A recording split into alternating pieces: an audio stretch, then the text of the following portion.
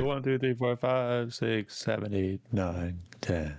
All right, you're all good. All right, guys, welcome to the CODCAST. This is the post-Champs edition. Champs was an absolute movie. I did not think we could follow up Paris with a banger, yet somehow we did. The show was awesome. The venue was actually a great size. I thought it was going to be like too big. We filled in, mid-Saturday and all of Sunday. And the matches were absolutely electric. Ben, you were in-house, opposite side of the venue of me. How was the energy from your perspective? How did everything go in the watch party? I don't think I talked to you really this weekend. Like the first event, I didn't really see you. It was crazy because your talent dressing room was like right next to us. So somehow you just we were working. We were working. Yeah, but you had time. You could have walked over and said, "It's fine. You're working. It's fine." But no, it's good. I think watch party side, we had a really good setup. Shout out to FAZE Vegas and the EFG team for hooking us up. They had a bunch of cool bells and whistles at this event that they've never used before. The drone was kind of cool, even though I almost got killed by the drone at one point. And the thing they did with the banner at the end was kind of sick. There's a couple other things they did that were awesome. I was a little worried it wouldn't fill out, but like by Sunday, like the only part that wasn't really filled was the part behind y'all, like the big size of the bowl. So I think if they had gone into like a 5,000, 6,000 seater venue, that would have been 100% full. But like it was good for Champs. Like there was good energy in the building, and obviously the energy led to the winning moment, which I thought was very poetic and will be a very memorable COD Champs ending, I think, going forward. I know you're pretty close to the FaZe guys, like the ownership and people behind the scenes. What's the temperature check on them? Like, it seemed like a successful event for them, and obviously their team won, so that helps. But did you speak with Paul or any of those guys? How are they feeling after the event? Yeah, I mean, shout out to Paul, invited me and Tommy to the winning dinner afterwards. And I think Paul and Eric Hamilton were really excited with how this weekend played out. I know that they want to potentially continue doing events in Vegas and like use it as a Kickstarter. So I think they really enjoyed it. And obviously to your point, like their team won, which made it even better. But I think they thought it was a successful weekend. I will say one thing that they know was successful was the merch they sold. Like that they should have. I told them afterwards the biker jackets, those instantly sold out on day one. Those are sick. Insta sold out. So we'll see if they make another run of them. I'm trying to beg them to make them more. I don't know if they're going to, but like those were gone day one. GG's, couldn't get them. Ray, for you, how was it, man? Watching on the broadcast. I know you wish you were at this one. I wish you were there too, brother. I mean, I missed you, man. These are two bangers to have missed. Are definitely the FOMO was lifting my my soul out of me. But no, it was a good time. I think from the playing standpoint, the games, I don't think we could have asked for more. I think there was a lot of high level COD played, and the low level COD that was being played was kind of kicked out of the event pretty fast. So I think like it really set up Saturday and Sunday to be just incredible, which I think it really did. We had a few, contrary to what we believed, we had a few matches and teams that ended up making a lot further than we thought they would. Obviously we'll get to that in a second, but I think we got like one of two finals I think we really deserved, and it ended up delivering in a way that I think we haven't seen. Like obviously last year's final with the Surge when I was on it was 5-3, but I honestly think this year was almost just more captivating because of how close his S&Ds were. All the round 11s they played were 6-5, which is just crazy. So I think it just delivered in so many ways. I can't speak for the event itself. Obviously you guys were there, but the energy seemed okay. It was great, dude. It was great. Obviously. After Paris, I think it's going to be hard to compete with that, but from what we're used to, it seemed to have delivered in a good way. So I think that's all around just successful event. I think everyone should be happy looking and now moving into EWC. Twin, I sent you a DM on Twitter of the link. Just join any channel and I'll drag you. That should work. And Ray, to your point of what you just said, I was really worried. You know how we talk about these events as like talent, like is the energy going to be right after that event? And it was, dude. It ended up being pretty cool once we got to like midway through Saturday, and there were quite a bit of FaZe fans, which was like surprising. I don't ever recall there being that many FaZe fans, like where it was like audibly loud when they made a good play, which was just something new. Cool. Yeah, it was really cool. There was some booing going on though. No, at the start, I think that maybe it was the first match. I think it was the first time he played OPTIC. Obviously, I mean, he's playing OPTIC. It's kind of obvious. One thing I will say though about the event itself, energy wise, like I think if this was, let's say Paris was major 3 and this was major 4, I would have been really worried. I don't know if you would have got the same level of pizzazz to it. Like this being champs to me made it really what it should. Like the more so kind of propsing the order of the majors. Like following Paris with champs to me makes sense because of like how big Paris was, but champs has the aura of just being champs, so it's going to be a big event regardless. Yeah, champs is going to be lit no matter what. And speaking of champs, we got Twin in here. Wow, what a performance, brother. How you doing after that weekend? You dragged the channel, brother. I dragged him. Oh, well, we'll redo that. Speaking of champs, so we got Twin in here. Yeah. What up, man? How you doing after champs? What a weekend, brother. What a fucking insane weekend, man. I'm chilling. It was an insane weekend, bro. So we were gonna talk about the finals match last, but since we got Twin in here, we'll talk about it now while we have him. I guess we just jump. Take your time. I got nothing to do. All right. Well, I guess we could just jump straight into it. You got like something I noticed. Y'all were playing super aggressive. Like even in the winners bracket final. Obviously, you always play that way, but I don't know if Ray and Ben noticed it as well. It felt like it kicked up a notch against OPTIC. Y'all like talk about that? Like what was that from? Like even in search, like I felt like the retakes were just faster than normal, at least from my perspective. Well, I would say that. I think when we play OPTIC, I think it's always like a fast like pacing match. I think honestly, I wouldn't even say it's just OPTIC. I think going into scrims, like at least this past or the week going into champs, actually been really like fucking good. I know probably everyone's gonna say their scrims been insane, but I actually think our pace and like everyone actually been stepping up like insane. Oh yeah. I think S&D was obviously like our big like point going into champs. Like if we could fix it, I think we had a good chance. So I think me and Chris actually put a lot of work in running it together. Yeah. And yeah. Well, I talked to you right before. Real quick, because I just want to follow up that real quick before we switch topics. Because I talked to Crowder after the last event, and he was like, "Yeah, I think one thing in particular, like I want to talk to the boys about, is like I feel like we're close on S&D, but I need, Twin and Chris got to do more shit together. So like, has that been a concerted effort last 2.5 weeks to like really work on that so that you guys are executing better in the mid round as the two aggressive subs on the map?" Yeah, I think honestly I'll probably put it more on my part because obviously I'm the more aggressive, taking risks. I think as long as I calm good enough, like yo, Chris, just come with me on some shit. That's kind of what I've been working on going into champs, and I mean, he's been putting a lot of work as well, making plays and telling me to come as well. So yeah, I think it finally clicked in the biggest moment. I feel like on the raid, you guys did it a lot. Like y'all were like double flanking garage. That was a nice play. Then you guys like wrapped back to the spawn together with the boys.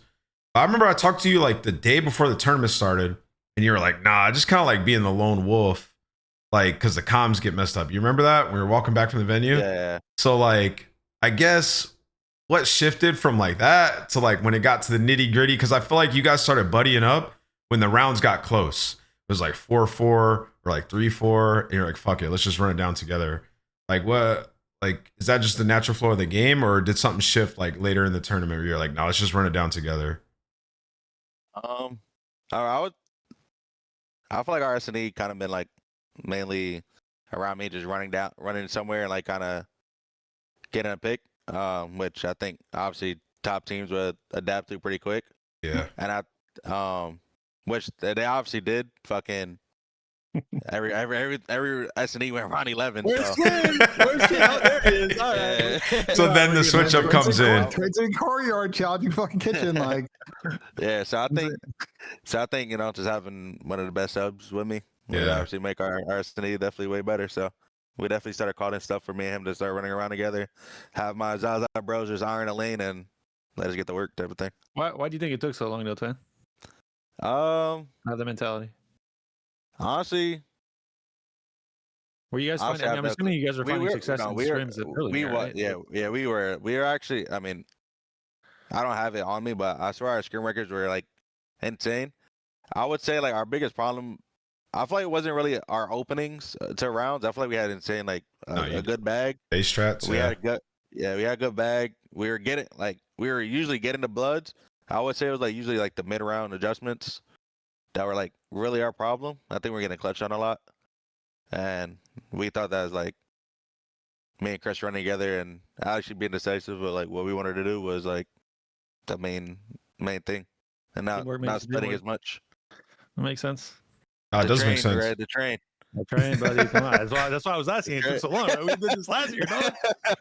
Yeah, I mean, last year you guys were near the top of the league in bloods, but near the bottom of the league and actually closing out those rounds. We've talked about this a million times. We've talked about this a yeah, lot. we have. I still think your stats are skewed. I mean, they might be skewed, but the stats are the stats. But it's good to see 20 of them. I mean, again, this is a finals where the respawns were split, our points and overloads were split, but it came down to ice. And came on ice. Yeah, not even search. Yeah, it just came on the ice. Yeah, you don't even talk about search 6-5 3 times, bro. That's insane. Yeah. Shit, bro. I will say though, like we've watched you guys all year before, and your guys' base strats have always been good. Like it's literally like you said, mid round, like even like in the middle of the round, you guys just fuck up or just get clutched on, like in a 2v2. But there's a round. Do you have my stream up, or can you see the VOD, bro? There's a round I wanted to ask you about here. I think it's the next round. Because we all will talk about the 5-5, which was obviously sick, right? Like a Booza mix play, which we'll talk about here in a second. But this round, I'm like, oh, OPTIC's like, they had never done this. Because remember, in the winners final, you guys played them. They were like quick planning every round. Remember? They were just banging it and getting it down. They all sat spawn and waited for you guys. You guys were looking super aggressive, you and Simp, and then you guys just stopped. What happened? I really want to know what the hell happened here. Why did you guys just stop? And then you guys went to B, like, all right, we're about to bang out Rock. Like, this was... For sure.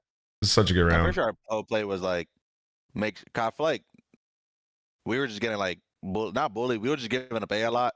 And that was like mainly where they were going. So we were also down fucking 4-5. So we couldn't let them get a plan down. Because obviously playing A was fucking, anything can happen when you play A, to be honest. Oh yeah, it's a mix. So me and Chris like just took close. And then we didn't see nothing mid, nothing A. We went to go clear B. And then like we kind of like, figured out they were in spawn. This is just... Yeah, that's just unlucky for Mercules. But yeah, no, it was a great round. I don't know if anybody called, like, just don't push, but yeah, you guys just waited. They gave you guys all the space. So this was just an electric round. This round has played out. We saw this type of round play out last year, though, with like an O team. And like on D, you're like, well, I see nobody. They're clearly just sitting in their fucking lobby. The back arch is just waiting for us to make a mistake. And like, let's just hold hands and just like hold the middle of the map. And like, if someone's hitting top, there's probably somebody in fucking stairs trying to go close. Let me go clear that. If I've only seen fucking one, it's like they're probably gonna work A. Like it's a good read out of Chris to get both the kills on the trade and turn a 4v3 into a 3v2. Ray, what are you thinking here? Because Twin is a sick bastard for missing this jump and then he missed the jump 3 times and then finally gets into it. Yo, Twin, how are the hands feeling right here? I was actually getting so tight. Yo, look at him in the X-ray, bro. Look, misses it right here. Fuck it, I'm gonna try it again. Look, misses it. Let me try it again. I mean, hey, he persevered. He persevered 3 times. I heard a rumor from your opponents. They were in my chat earlier today that because I didn't see it on CODCAST. Did you guys use this spot in winners finals as well on Saturday? Yeah.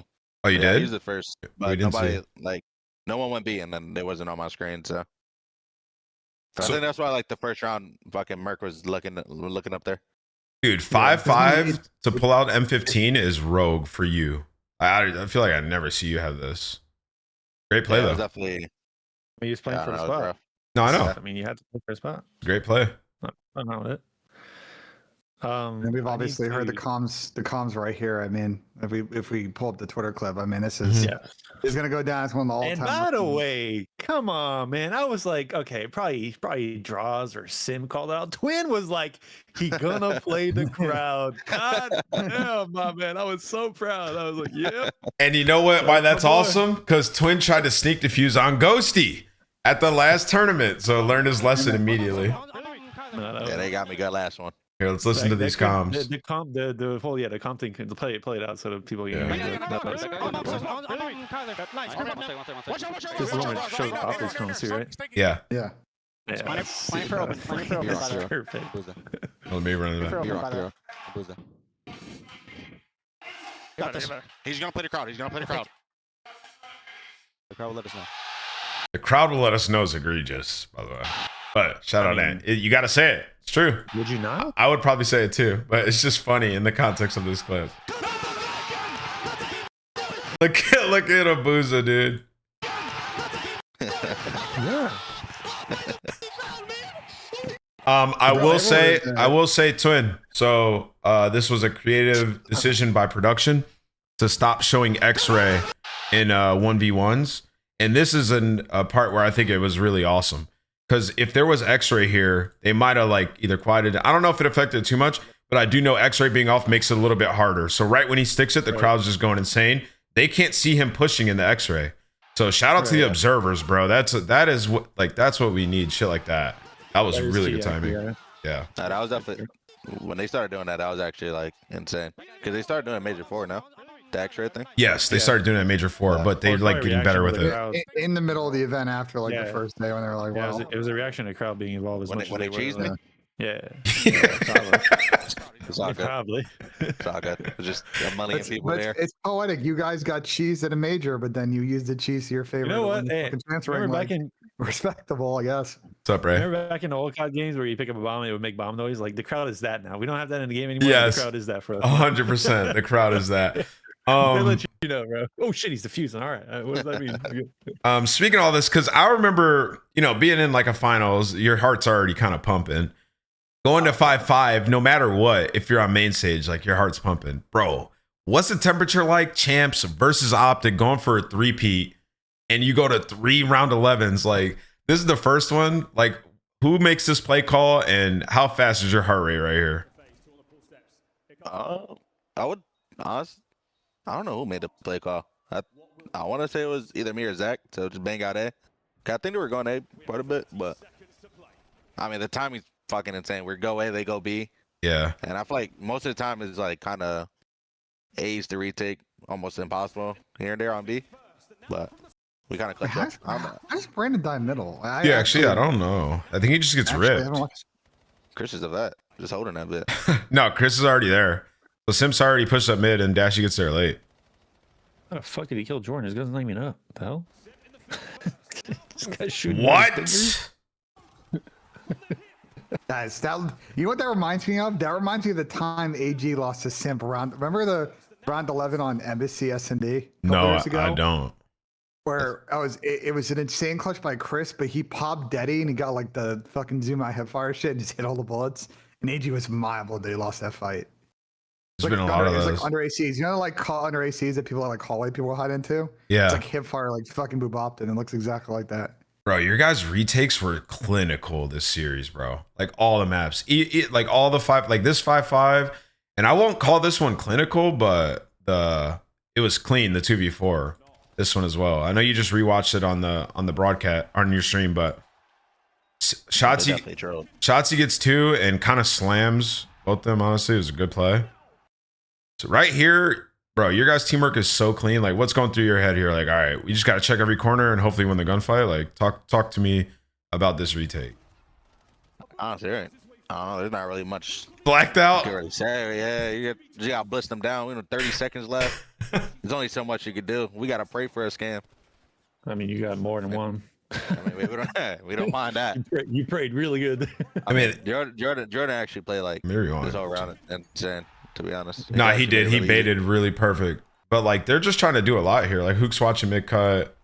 I mean, 2v4s are always going to be on the team to have 4. It's not.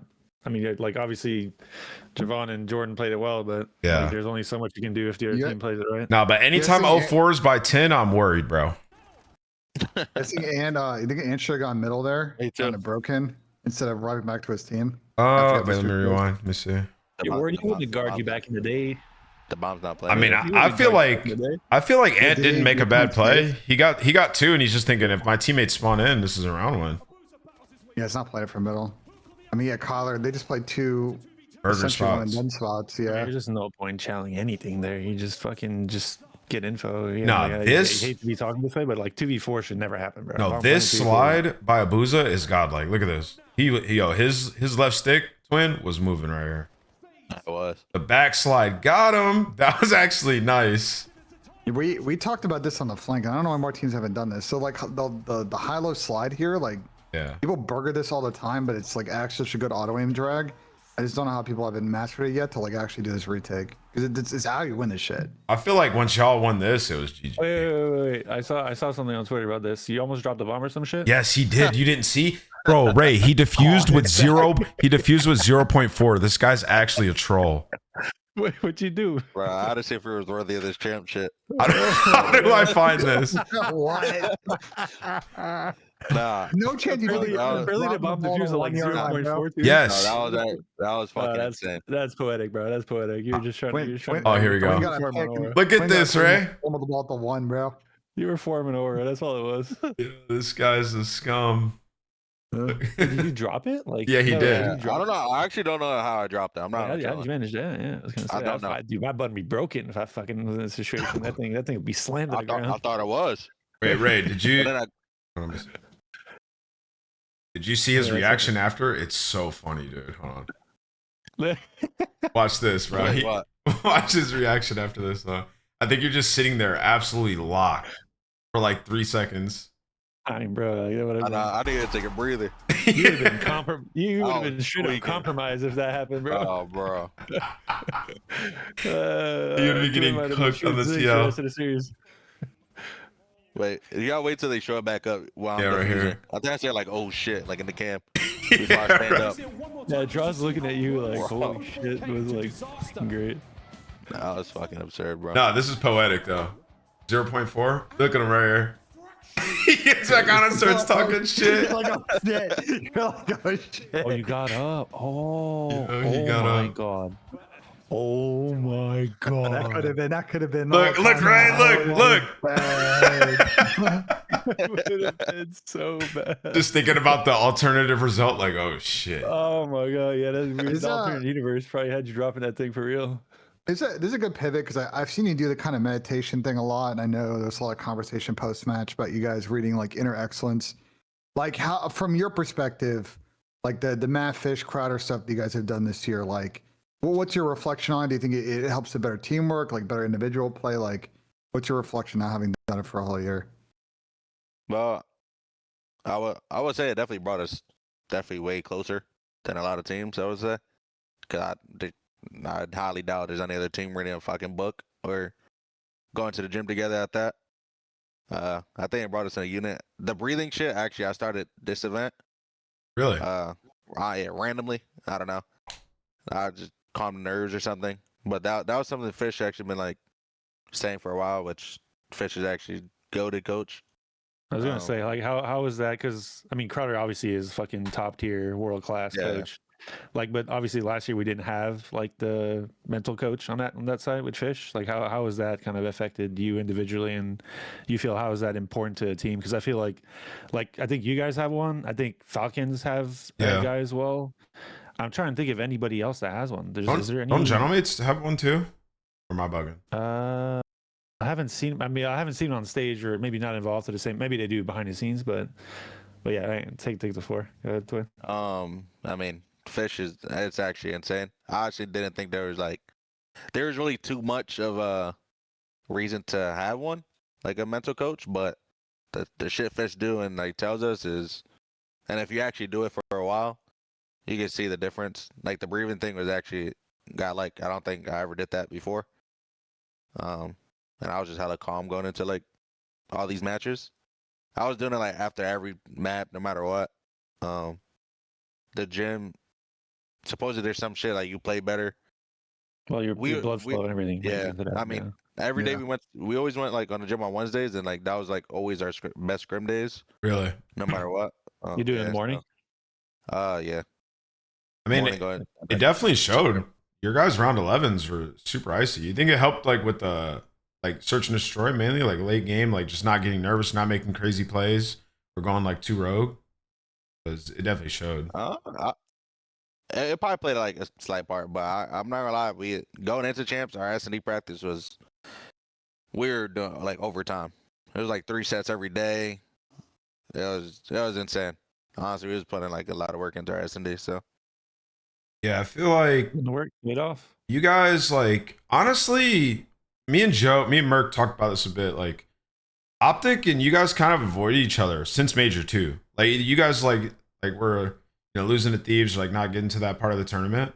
It's like when you got to the winners final and you saw that it was OPTIC, is there like part of you that like kind of knew like we're gonna win this? Because obviously the last time you played them, like you blitzed them. It was your best performance of the year.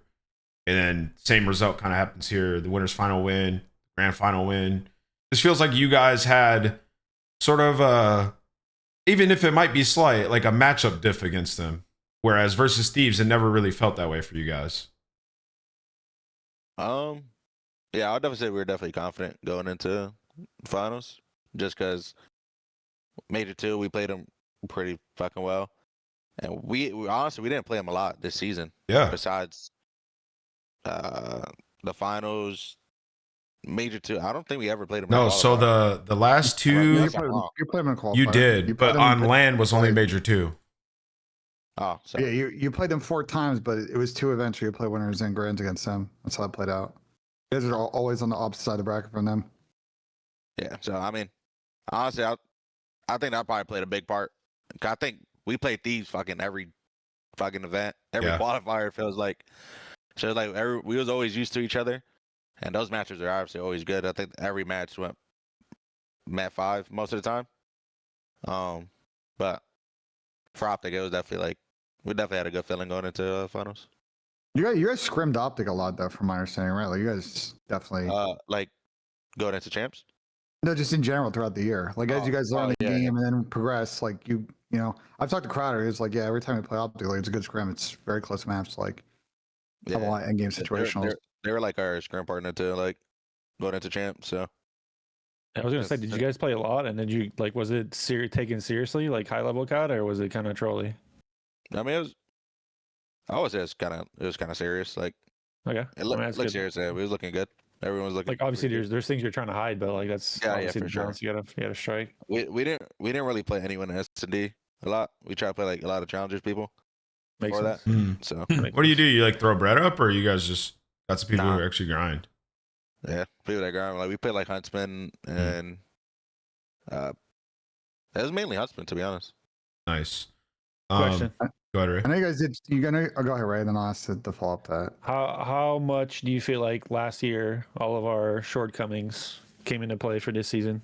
I'm actually curious to just get your take on it. Like from a experience standpoint, do you feel like that kind of the differences between winning and losing? Like what do you felt like were the main differences? And this just again, just put it out there.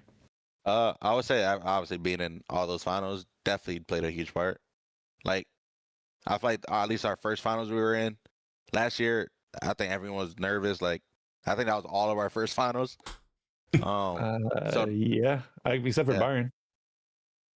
Yeah, EWC. Yeah. I mean, that was still pretty recent. Well, three of us were pretty damn new to finals. Right. I think that played a big part. And honestly, I mean, I would say like me and Jordan were actually just so hungry. Oh yeah. So we were just so confident going into the 2 finals we made. So I mean, that only made us way better. That was. We went 0 for 4 last year. You went 2 for 2 this year. So. Yeah. It's only right. I was gonna say, bro, where the hell was that Major 2 MVP? They were shooting back. A little confidence goes a long way. Cause twin dude, since the I've been saying it, man. Since the Major 2, obviously you guys, everybody's insane. Like Abuza's insane, Draws Simp. I feel like since Major 2, you've been like unbelievable, bro. Like, was there like a confidence, like when you won that MVP, when you won that finals? Did it just unlock a new part of your game? Because I do kind of remember, like, you have that first big tournament, you're frying. Next couple months after that, you're just unbelievable. Is that kind of what happened for you, or was it just really just the work y'all put in over and over? Or combo both? Say it. I mean, I would say it's both, but I would say it was definitely that performance. Yeah. God, I'm not even trolling. I think even after that, I don't think I even died in a scrim, like leading up to Major 3. But I was like, the run I was on was dead ass insane. It was insane. So that definitely played a big part in like my confidence, and I think that's really all you need in COD. You need like really delusional confidence to be insane. And I think that pretty much gave it to me, especially this one.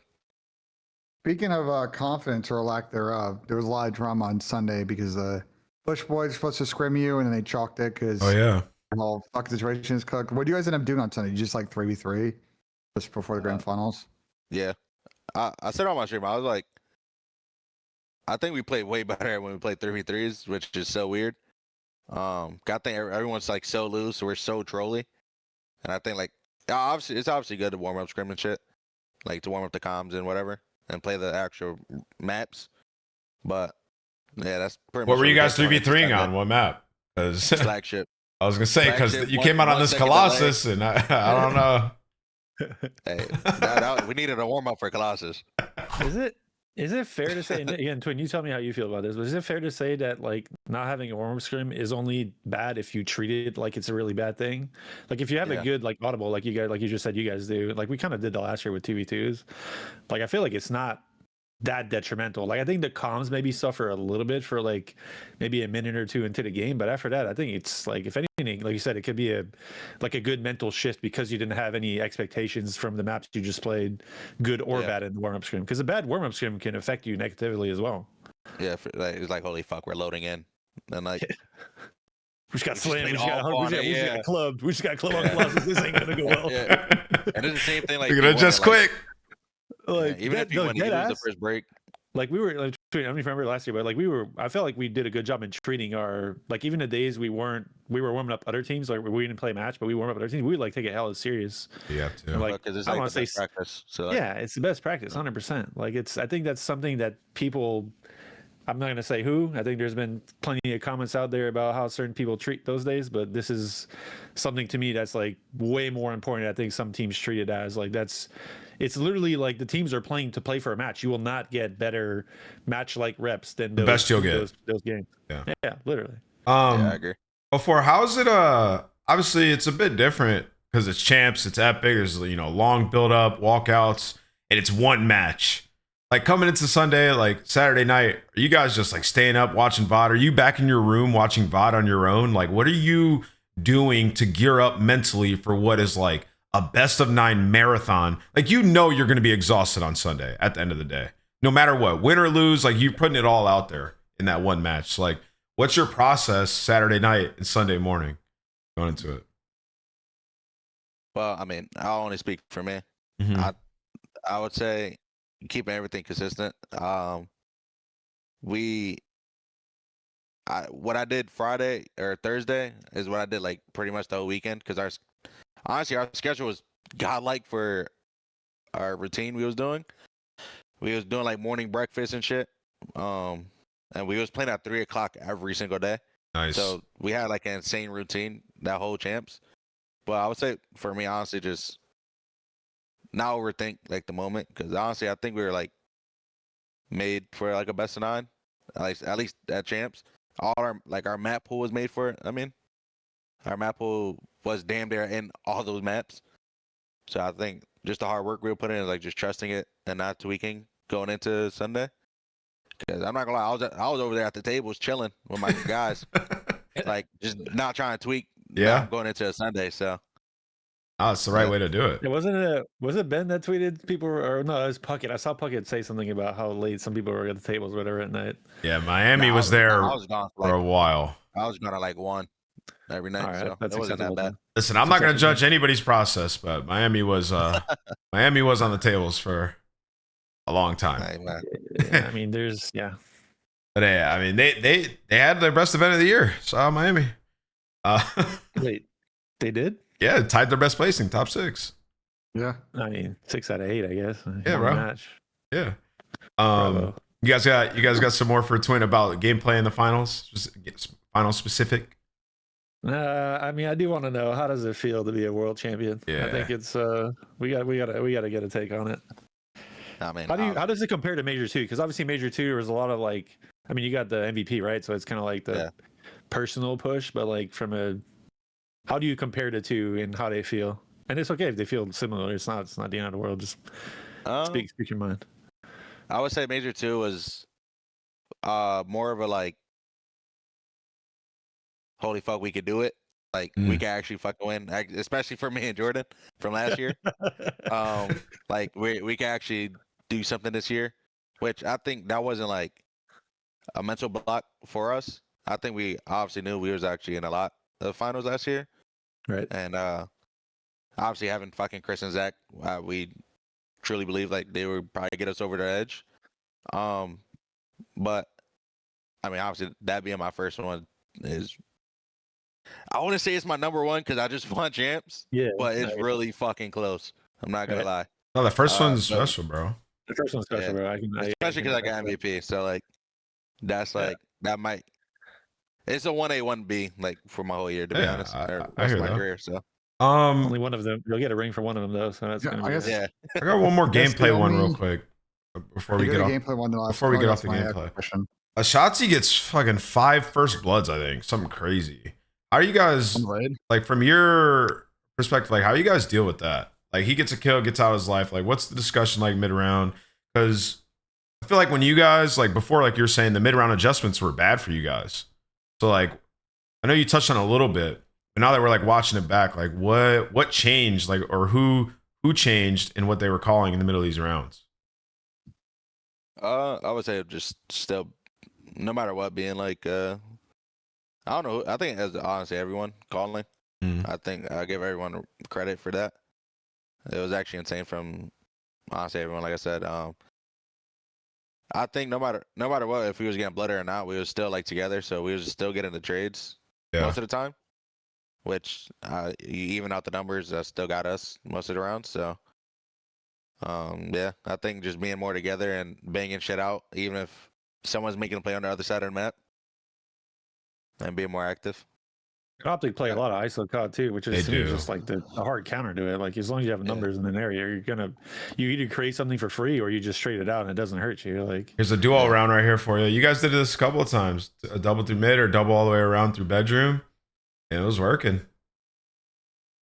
But Ben, you got a question? I like being Christian around, so.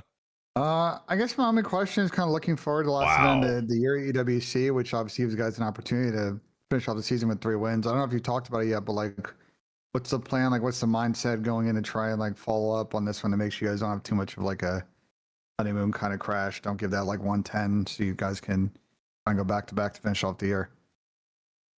Honestly, I don't have any doubt that we're not gonna win this EWC. I think we are. There's no like laziness in this team, so I don't think we're gonna get complacent at all. I feel like every event we did has always got better. So, and obviously me and Jordan we won OPTIC again in EWC. We wanted like another revenge match, and yeah, just try to win that one and go back to back. I noticed. it's not a revenge. You just fucking. Yeah, it's just like, dude, you're running their shit. But yo, I noticed you don't say Thieves at all. And you don't gotta dive too much into it, but were you kind of shocked at the Thieves result? I'm sure you kind of expect them to play them like winners round 2. No, yeah, I mean we obviously predicted to play them, but honestly, we believe we played Thieves really well, just like an OPTIC. So I feel like we feel like we're the better team no matter who we play, obviously. But we know it's always gonna be a griller versus them. Oh yeah. And I feel like most of the time when we play Thieves, I feel like we make a lot of mistakes, and as long as we clean those up, I feel like we would be pretty good versus them. At least Don't ruin the sauce, but how much prediction or not prediction, but how much prep was done for Thieves specifically in the weeks leading up to champs comparatively to who you guys ended up playing with It had Falcons? to be a lot. Oh, it's definitely way more. Yeah. Obviously. It had to be a lot. 10,000 more. Like, it's an obvious question, but I just Falcons you guys came out cracked as hell. like that must have felt like Yeah, last Falcons year. return, bro. It was the Dallas event. Remember last year, Dallas event, we were like we were supposed to play Thieves, and then we ended up playing Boston because Boston's like that must have probably felt similar to that. We were like, what the hell? We don't mind that. Bro, you guys won 3-0, but that Falcon series was kind of gritty. I mean, bro, they were nice as well. I'm not gonna lie, they were pretty good. Yeah, you got to play. I was sitting there on the flank and my co-hosts were like roasting Falcons, and I'm like, I feel like we watched a different series. I feel like Falcons kind of played FAZE pretty close. They ended up getting 3rd. Yeah, it was gritty. You're asking like what 04's thoughts were on that series. Well, they got double scars, so 04 is probably chilling because I don't think people have realized this yet, but that is literally 04's map. He probably saw scar and was like, what the fuck, GG? I would really like to play back the conversation we had about them in our last show, and I would like for you to. Oh yeah, I do gotta apologize to Falcons. Yeah, thank you. I do. You gotta, like, I think we will. You guys, I think you guys just misrepresent and misunderstand how much some of the changes, especially like the way Clay was talking about on the desk whenever he got on after their match about it, like the whole buying in aspect. Like, I mean, Twin, you can attest to this too with how our team was last year, but I feel like the aspect of being a team is so much more important than people think. Oh yeah, we'll like, get to that. Players believing themselves and actually like talking through things and getting to a place where you're like that allows players to unlock themselves. Like, I feel like that's probably the best we've seen Exton play since he's been in the league. Like, guy had fucking pop take like left and right. We will get to that, and there's something I think I hadn't considered with the Falcons. But before we let L4 go, since we're gonna segue this into Falcons, you talk to me about this match a little bit. Obviously, you expect to play Thieves here. You end up playing the Falcons. I'm not sure how much you guys scrimmed them like prior to the event, but it was some close maps going into this one. What are your thoughts on Aluka? Because a lot of people are talking about him, bro. He was really good, like in basically all their series. Yeah, I think we played them like probably like twice before we pretty much cut them off because they were on our side of the bracket before champs. Right. But I mean, every scrim was like pretty much a grueler with them. They're actually, I mean, they're honestly, they were pretty good. Like, good well team. I don't know if it was the honeymoon or whatever, but I mean, and then Luka, he signed to us. That boy's nice, man. Does he get a ring? Yeah. I don't know. I don't know how that worked. I'm not gonna lie, but the ring thing comes down to Paul. Their best player. It's just another thing. Like the players obviously get a ring. Like the league, from my understanding, the league is not the entity that like makes those rings. It's really up to the team to do it. So that's more of a Paul Hamilton situation. All right, Twin. Let Twin stick around for the show. You want to stick around the rest of the show? You want to talk about the other teams and stuff, Twin? I just didn't know if he'd want to keep talking about. All right, bet. All right, well, Twin was hopping on the flank last year, bro. I didn't know. I didn't want to hold him hostage. I'm putting this out in the public. The one thing I disliked from Twin when he first joined the team, this guy was in office 30 minutes before scrims, fucking watching Tack Rap in the morning on the fucking living room. Oh, so he loves it. So he loves it. I was getting my dope every one. Well, I will say, Twin has been in the CODCAST chat quite a bit, so he does love it. He loves the talk shows. No, he does. I'm with it though. I'm with it though. All right, well, bet. So for the rest of the show, we have honorary guest Twin. I'm gonna move us along, Ben. And then you can kick this next discussion off.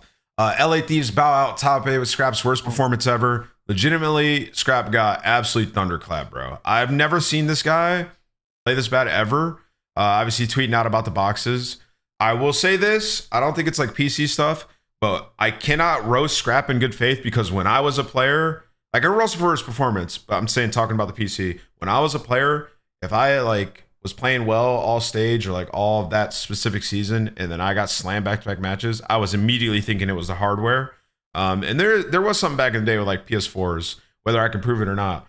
And Scrap, and I would get box resets and shit all the time. I'm being so serious, and the chat might not understand this, but it was real.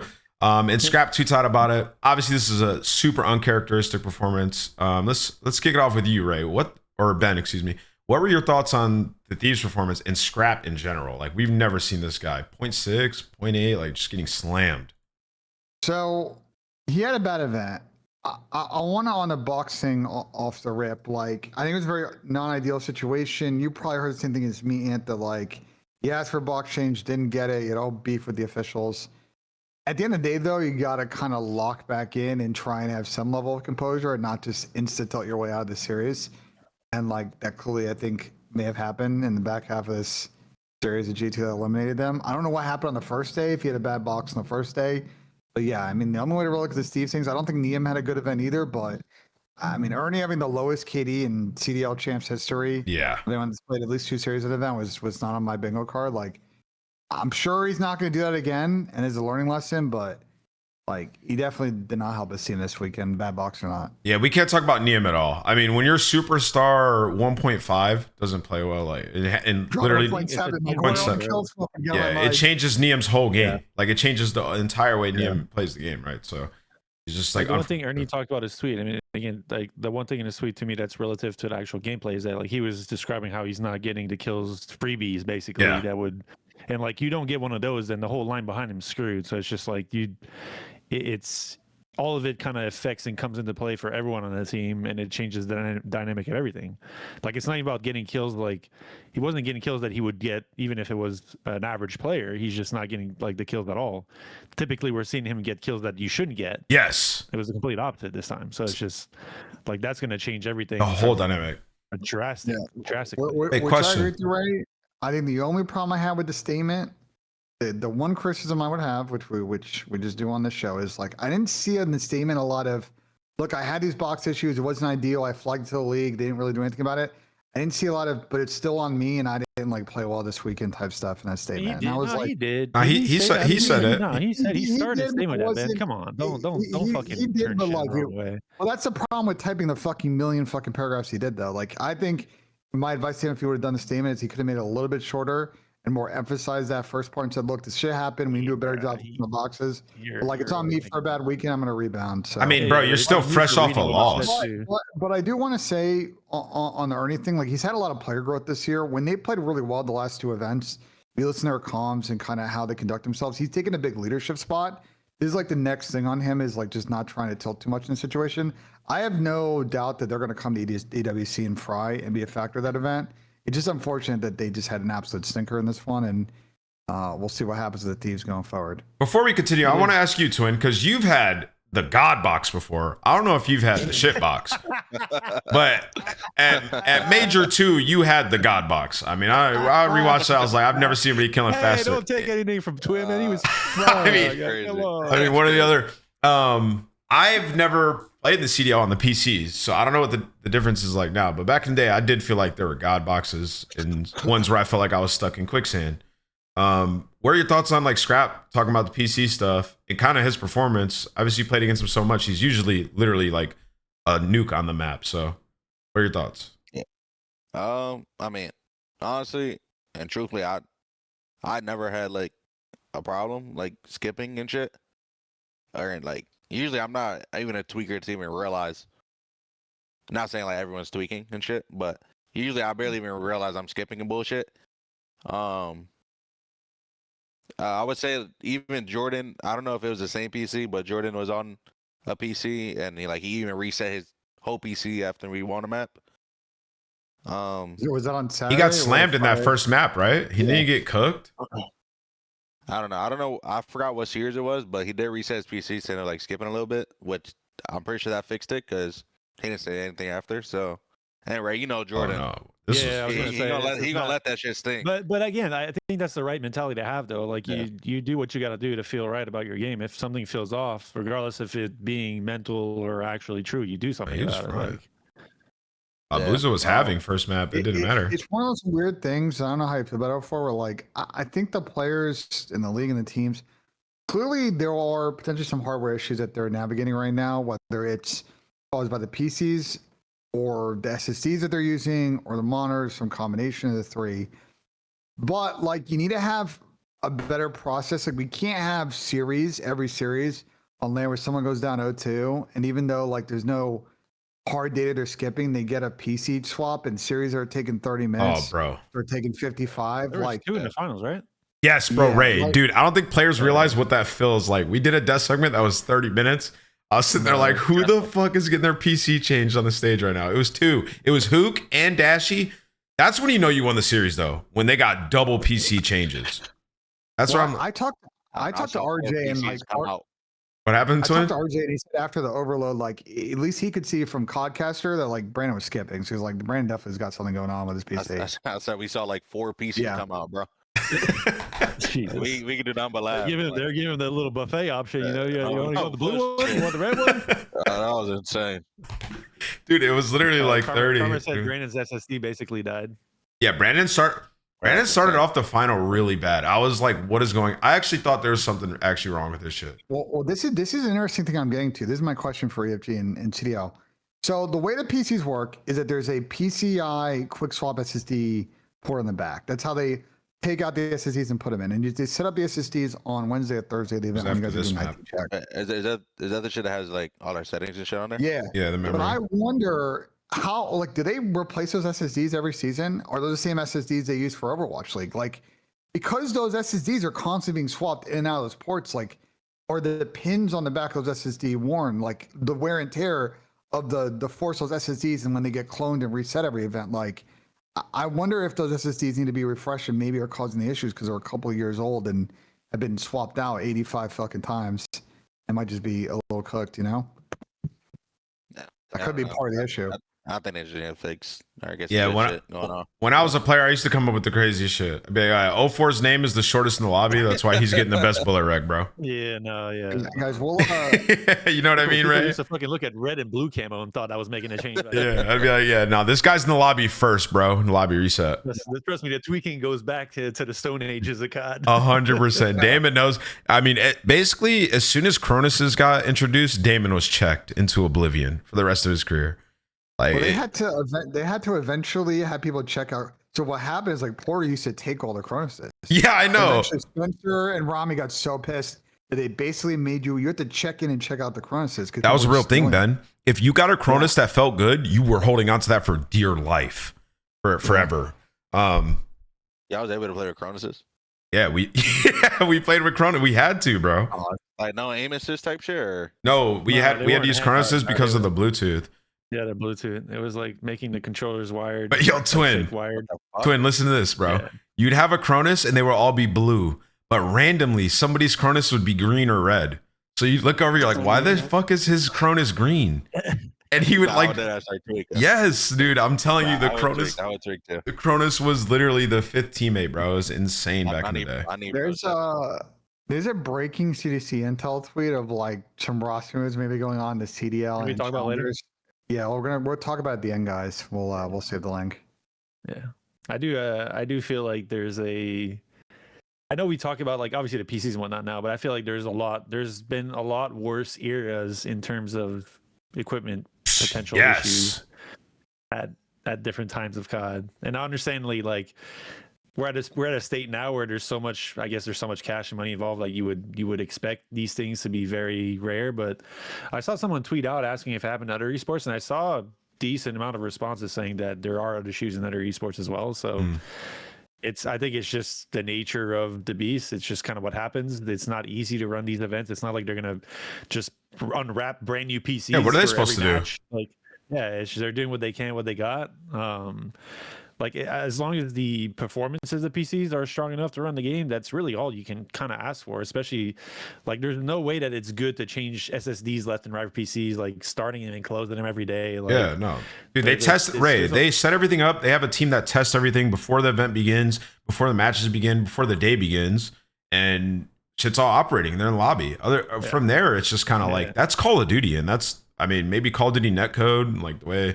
Some of it's makeup. Putting myself in their shoes, like there's only so much you can do, dude. Yes. Like they're doing what they can, what they got, and honestly, like for the most part, we don't hear about these things that much. So I think we got to be like selective about how.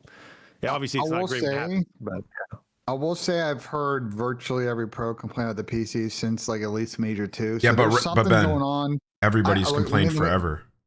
I know there's a big skipping problem this season, so something's causing that. Whether it's the SSDs where, well, that's what I'm saying. Like, I don't know what the cause is, but it's been a consistent complaint from everybody. So whether it's the SSDs need to be refreshed, the PCs need to be reoptimized, there's some weird problem with the sync between the monitors and the PC causing something.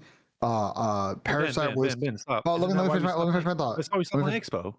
You're it was a map thing. That's why we stopped on Expo. It was it's the game. No, yes, it's the game.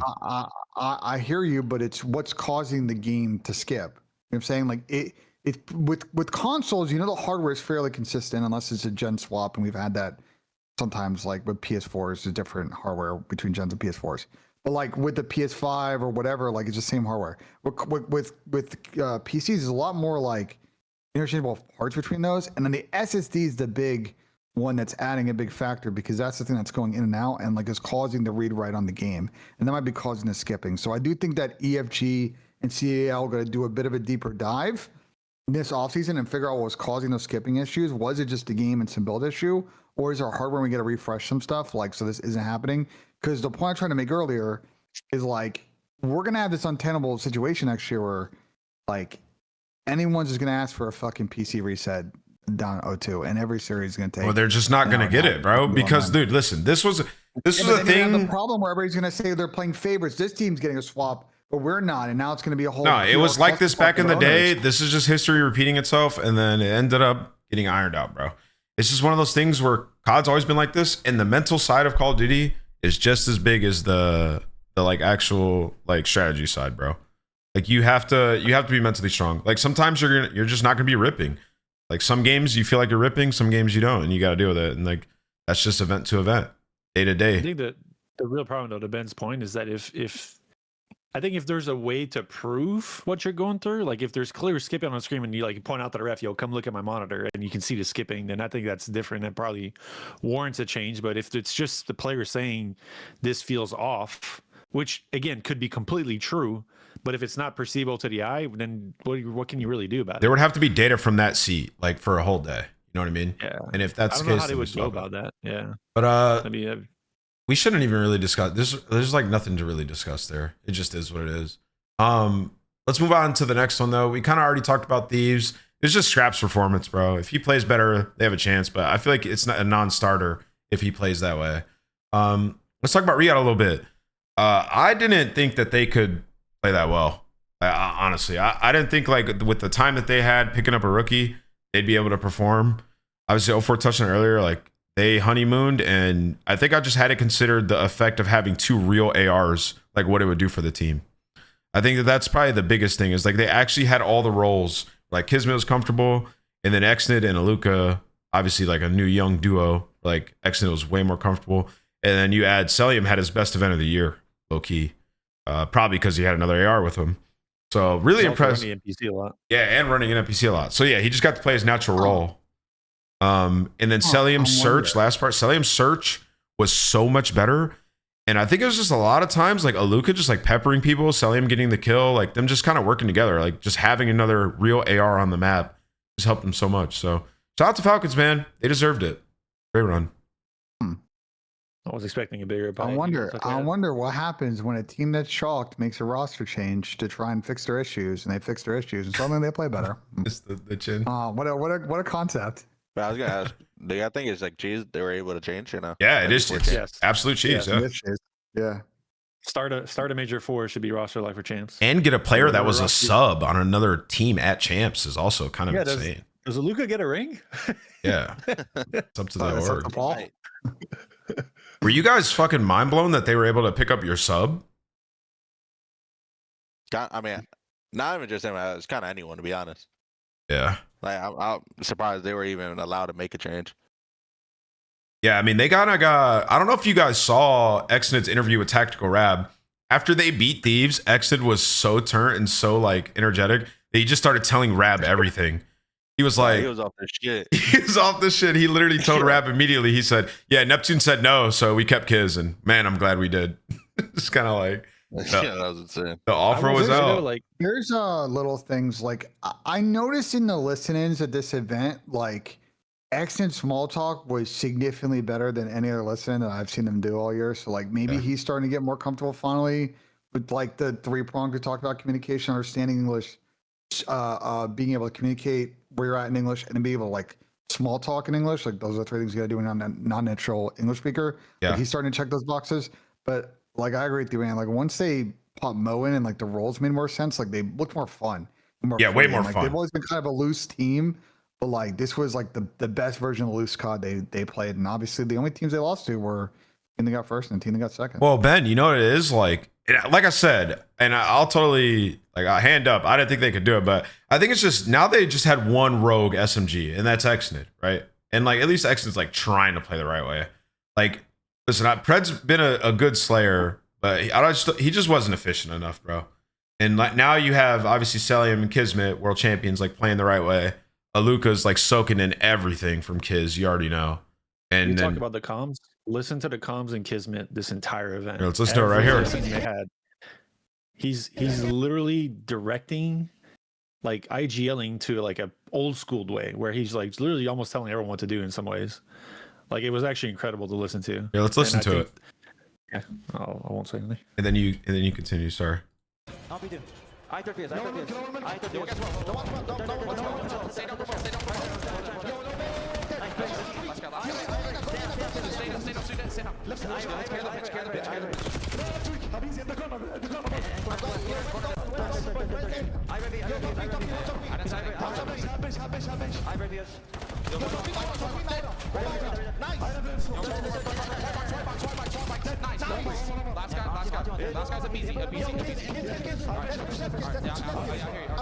You're right, Ray.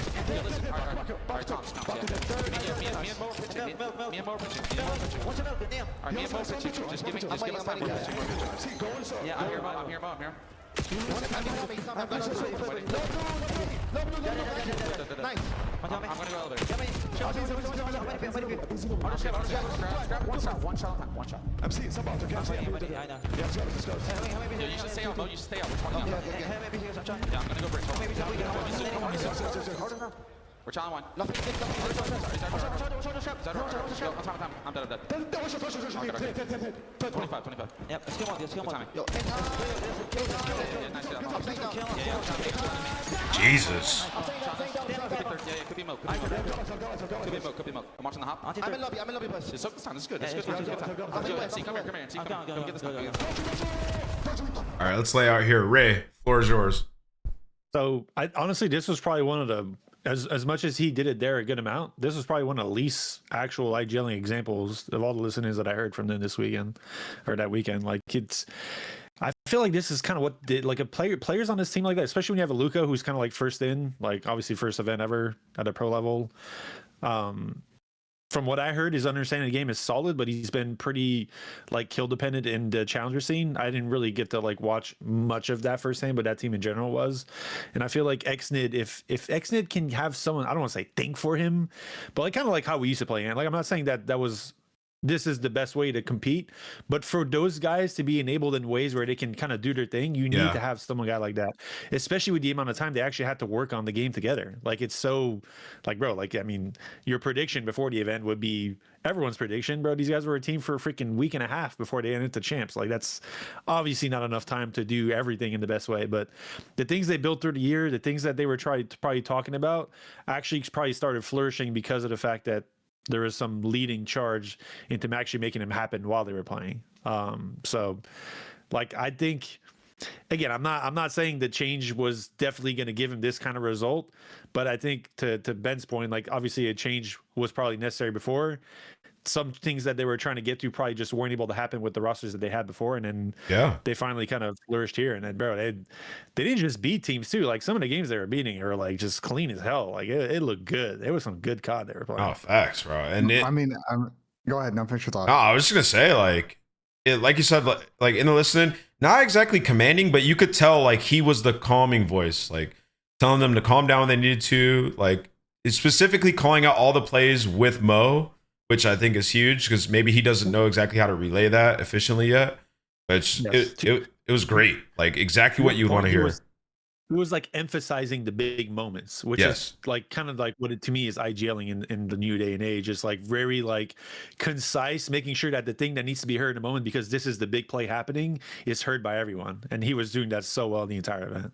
I think the learning lesson here for some people within the Falcons manager, because I'm sure Clay and Denzel know this, but like can't pump fake roster changes. Once it's done, you got to make a change. Like before Mo came in, like off the rip at the end of Major 4, I'd be like logging on, and everybody in MENA seemed to know what the fuck was going on with this team. So like it was getting to a point where people are starting to spin and leak and talk about this issue and that issue, and people have VOD scrimshots. Like once they picked up Mo, it seemed to have all gone away. So it's like once you finally, after fucking faking it for 3 months, finally make that change, make the roles make sense.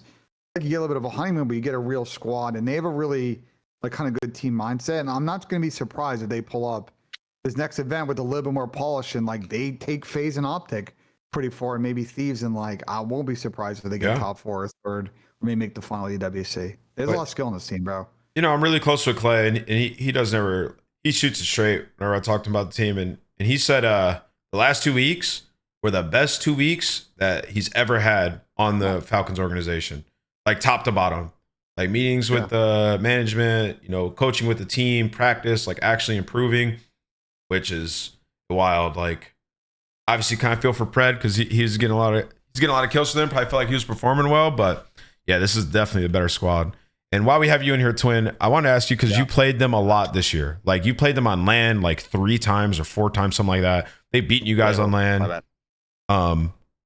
Talk to me about Exnid, because there's a lot of people who were like saying like he needs to be dropped, like it just wasn't gonna work. I think he kind of proved here that he's actually like he's really good, and with the right system, like he can be solid. What are your thoughts on this team? And I guess Exnid, since you already told us a little bit about Luca. I mean, I don't know. He's a pretty like streaky player. Once he gets high, like he's really fucking good. I think even last year he was like really good too. I think he had that one series where it's OPTIC or some shit.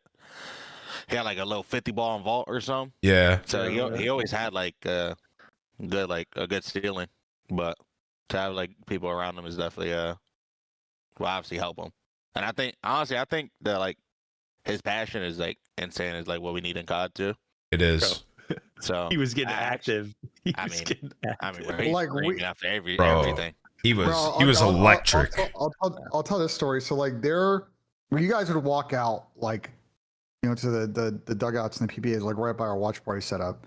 Like I went to the bathroom like during or when the interview was kicking off after they had won that first series against Thieves. And bro, Exing was standing outside the tunnel just like emotionally reacting with positivity to everything that Mo said, like screaming and yelling. Like I think that like energy is infectious. And I think as Exing gets more comfortable with like, you know, the significant lack of experience he has relative to everybody in the CDL and like what he needs to do and living in a new country and being a good teammate and playing his role, like that kind of personality trait, I think is something you can really build a team around. I agree. Yeah. That's something that like raises your floor quite a bit. Dude, he was I electric think at the it's contagious. series. Yeah. I feel like when I would say at least for our team, when Zach's fucking screaming and yelling, like I feel like everyone else starts doing it kind of thing. Especially Ray, you know me, I barely be doing it. I But- know, brother. But You're good. but when Zach started doing it, it's like, holy fuck, we're turned. Let me just start screaming on some shit. Dude, So like having someone like Exit on there is like insane. dude, he's What's he dapping doing, up the man? crowd, like What's walking he into the doing? camera, dude. This is like what we need to see. I didn't it. even peep this. I love This it. is Is it the same one where he just starts hugging his mental coach or Clay? One of them. No, This don't know is- what that series was no. a different series. That was a different series, I think. Nah, he was. Boy, I thought he won the World Cup the way he was walking out the stage. Bro. He was on some shit. Let me see. their hotels are pretty close to mine. So like when I go down the morning to go for coffee and COD, like they're already outside, like ready to get ready for breakfast, and he was already still like absolutely just jazzed up, like with full energy at like 9 a.m. So I think now Falcons have got to what goes for was looking like okay offseason. We just got to go for the Galacticos and try and be Real Madrid. It's now like okay, well we have a lot of options on what we can do now because like do we try and get FAZE to give us Mo permanently and we pair Mo and MC For mix sure. it and get one like. Do we still try to go for the Galactico single? Like they actually now have more room to play with however this offseason goes because of how well they played down The players they would want, they clapped at that champs, Ben. Right? Like they Yeah. clapped him. So I mean, one, Aluka's young in his career. Two, he clearly enables exit in a way that you've never been able to get, like all year long. Yeah. Even with getting 3 world champions, like Aluka is definitely the answer, in my opinion, for exit. Even there's just their dynamic, like. Luca's interview, he's like, dude, I just need some gas from Exit. I thought that was the most wholesome, innocent thing I've ever That was heard. fun. It was so fun. Yeah. That whole interview was sick. That whole interview was sick. That was one of the best interviews. But you agree? I thought Scrap was maybe the biggest loser this weekend. It might be AG. Think about it. I mean, it's probably still Scrap, but AG. Probably might be, but we'll see what happens to AG and EWC and how it kicks on from there. But Yeah. Falcons got lucky, man. Falcons are here. Yeah, they're here, man. EWC would be fun. And I guess that segues us into, should we jump into EWC now, boys? What do you think? The groups? Yeah. We want like we don't need to talk about fucking OPTIC. mates and we should talk a little bit about OPTIC, shouldn't we? Yeah, I mean, I I'm actually think kind of sad it's not in RIYADH. That would have been kind of like see a Falcons team make it deep in a EWC event in RIYADH would have been kind of lit. Like the crowd would have been fucking. well, there's not that many. That's a next year. The crowd's not next year that problem. big in Riyadh, but it would have I mean, been all it's Riyadh still- fans. Well, the arena for this Paris thing is actually got some decent size to it. I've seen when it's been popping off. I think we're playing the same arena that Val is in League of Legends. Like, probably a lot of Yeah, French love arena. fans, but it's gonna have some energy. But I agree with you, man. What do we say about Optic, bro? They went saying like 3-12 SMBs yeah. in finals this year. Like, how do you fix that problem? I mean, well, SHOTZZY just can't be jumping in the water while Twins inside Boathouse, and then plays like that, probably. But I think for Optic, I don't know. Like the round 11s all were kind of unique. I think like this what was it the Den. they just got fucking ran down, bro. Like, there's not really much to break down there other than like we're taking bad angles and we're not playing together. You know what I mean? Like, it just comes down to ice. Aspect. Yeah, I don't like. To me, it's just simplifying it just to the idea of like just being more together and when you have numbers, just play more at the same pace where you're just guaranteeing things rather than like taking these solo chows in situations where you don't need to.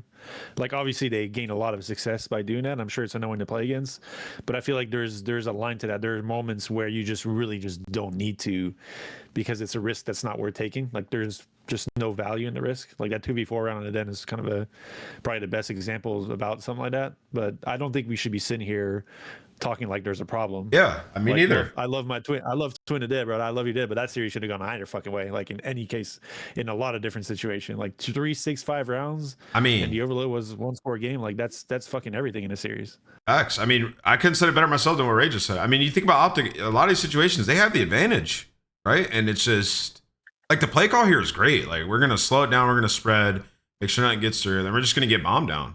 Like, this is a great play call given what FaZe is showing them. And they just kind of throw it away. SHOTZZY makes a huge play.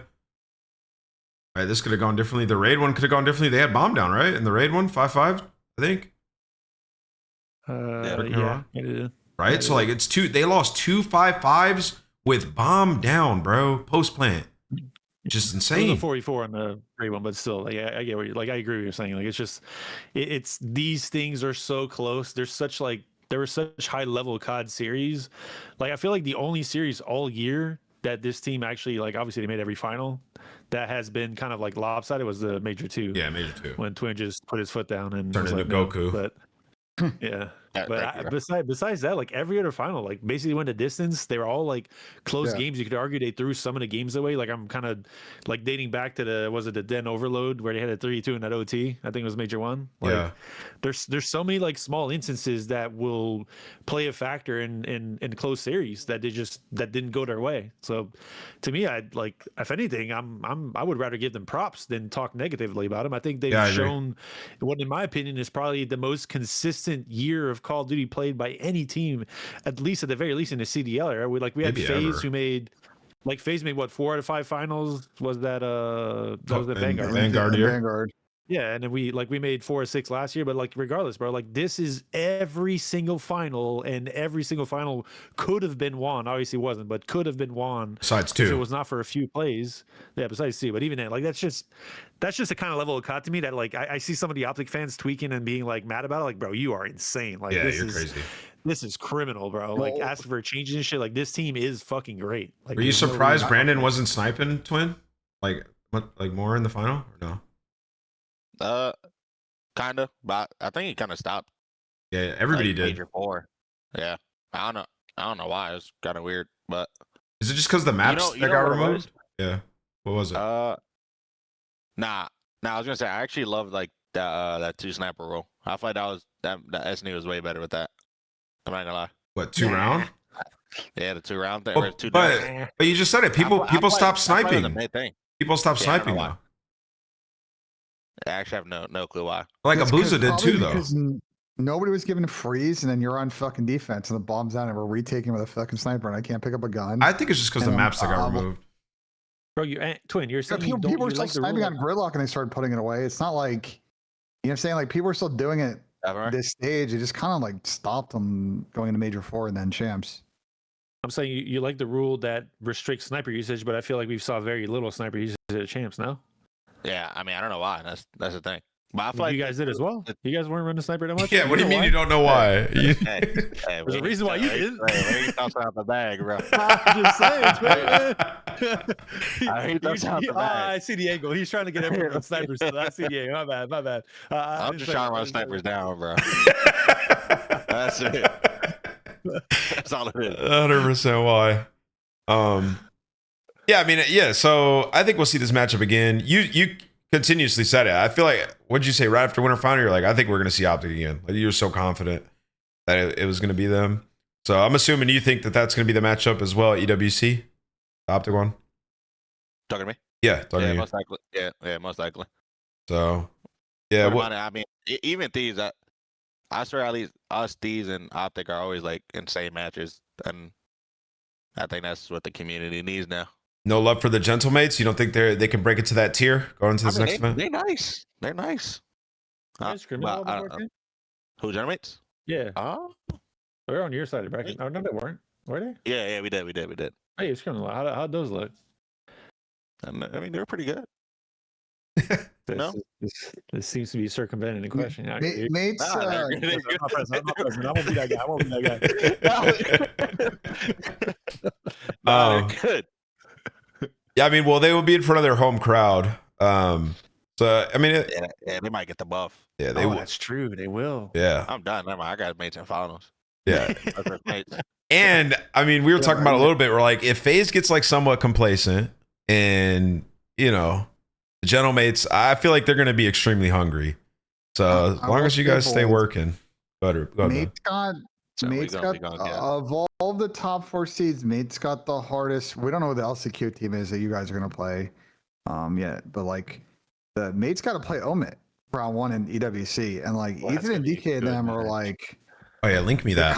They kind of ran. Ethan and DK and them had a weird journey in this Challengers Finals. They ran everybody, went up 3-0 in the grand finals, and almost fucking scammed. That was crazy. So bad. Yeah, literally last map, they iced up. So like, I wouldn't put it past Gentlemates potentially, like that being potentially the upset match that happens in the first round like we get every year in EWC. So wait, did you guys see Ethan's fringe clip? Wow.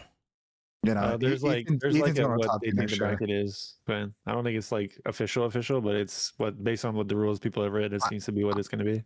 Yeah, because I think the rules went out to challengers like today, so that's where this is coming from. It's basically like if you pull it up yet.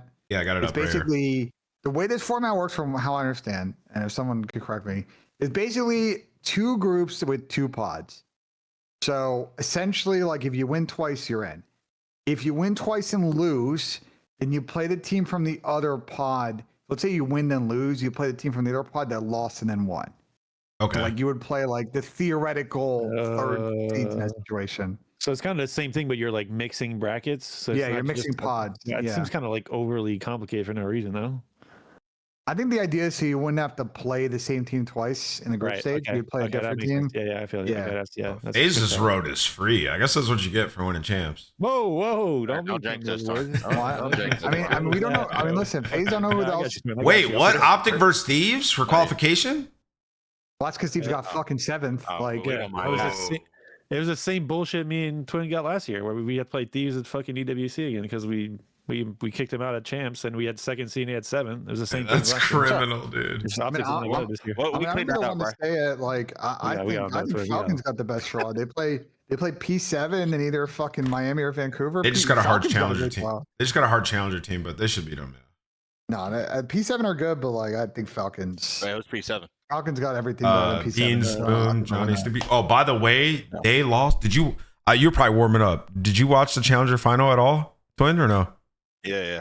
Bro, the reverse sweep into the round 11 with the first blood to come all that way is tough, bro. But I think, Johnny ran into like you or something. Yeah, and killed Ethan. Yeah, that's how. Beans got ran. Yeah, in the window, he got ripped. Yeah, he got ripped. That's a tough way to lose, bro. You fought for an hour back all the way to round 11. But they're good though. Like they're solid. Yeah. I mean they're obviously. I was actually surprised that P7. I mean, realistically speaking, they should have big Gentlemates at the Pro-Am. Like I feel like P7 was a good team basically all season long. Why did they make any changes for? Was it Diamond Con got dropped? They made a change for Johnny. Yeah, after they played bad in Major 3, I think. Okay. Yeah, and then Johnny got dropped off a Huntsman and ended up working out for Johnny. But so the other things this EWC format is all the group stages are best of 5s. Oh, Carrie said that DC left. All the group stages are best of 5s. The single limb playoffs are best of 7. The finals are best of 9. So wait, these are best of 7. It's a 5-day event. Wait, these groups are best of 7s? No, these groups are best of 5. Scroll down. And then the playoffs are best of 7. The finals are best of 9. That's why this event's starting on a Wednesday. Dude, and this is going to be a grueler, bro. I'm going to be there all day. That's it. In the bracket. Yeah, bro. We're going to really see who's the best now. I mean, did we play best of 5s? Did we play best of 5s against Toronto last year, too? Was it best of 5? Yeah. Yeah, Really, no. best fives everywhere. That's the 7 I mean, I bracket remember- match. Round 1 is crazy. I will Yeah, but never forget it the. solves That's the seven to single limb Right. best of 7 and the best of 9 is like if you're gonna do it, that's how I would do it. Like No, it makes sense. I think Yeah. it's the right thing to do for sure. it's just if you go look at the schedule because the schedule is already up. Not the teams aren't populated, but you can see the theoretical schedule. Like the days are long, bro. Yeah, those gonna be long ass matches for sure. And beefy for sure. Wait, where do you see the schedule? Oh, doesn't bracket stage? Yeah, 4 best of 7s in a day. I mean, Jesus fucking Christ. I mean, we had that at fucking X Games a million years ago, and that day was so long. Streams, right? not in bracket stage, probably not. No. No, We'll for see. They playoffs, might probably not. have to. Bracket, Most we'll see. likely They might. not. Oh my Hey, well, hold on. Definitely for bracket. Wait, the schedule's an hour and a half in between matches. There's no fucking. No, shot. they just Like, probably haven't scheduled properly. There's no way they're gonna not air. They're gonna air every bracket match like individually. No way. For pools, We'll it'll be see. different streams Yeah. like they did last year, but Yes. bracket, it'll be every match. We'll see how they do it, but it's gonna be. Yeah, you're gonna need to make sure you stay hydrated. Bro. They have the bracket stage an hour and a half apart. I bet 7. Yeah, they're trolling. No, bro. chance. Bro, No. yeah, it's gonna be a good one though. I mean, it's the last event of the year. We're gonna have a good time. OED said they had 2 streams for league until finals. Oh, really? Oh, okay. I guess Okay. we'll see. Yeah. Makes Otherwise, sense. Joe already knows I'm gonna be in the blender. Yeah, for you guys though, should be a pretty chill run, Twin. You know what I'm saying? The last match of like the BO7 brackets, they're gonna be hell.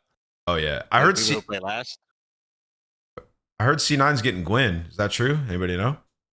Yeah, there's a Talk about that tweet, man. Ronnie post that just went up while we are doing the show that apparently Pull it up. Carolina was interested in Gwyn, but he's coming in for Hyde.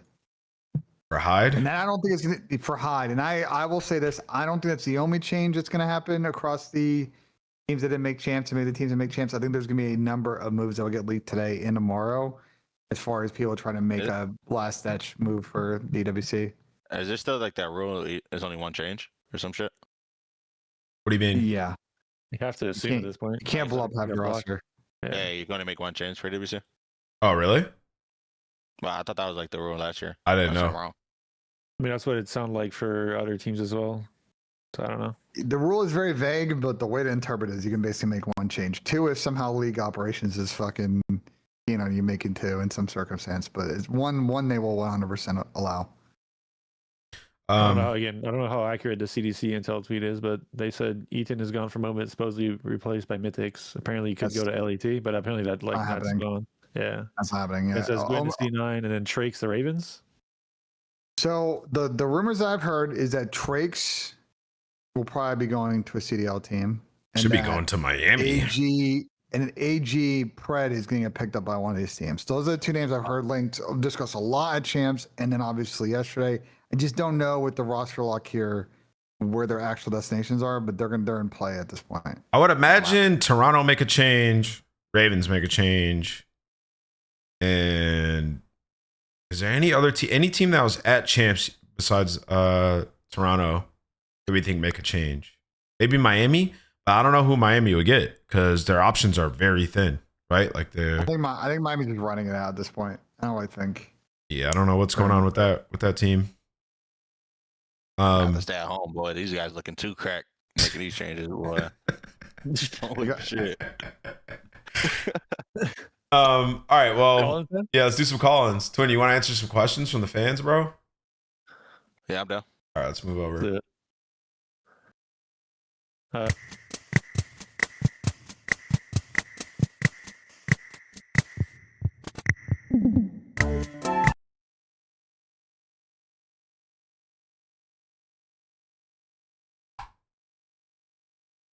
By Hello? the way, thanks for doing this. For joining the got you, podcast, bro. It was a lot of fun. Bro, what was that? What was that music? That's So, like, It's a little elevator music. it's like the whole music when you're in the lobby. It's not started. That's our theme. And doesn't start the. Yeah. Don't worry about it. No, bro. Twin doesn't know because Twin wasn't bored for radio show call-ins, bro. Like Bro, good, what the fuck? you weren't alive for that, buddy.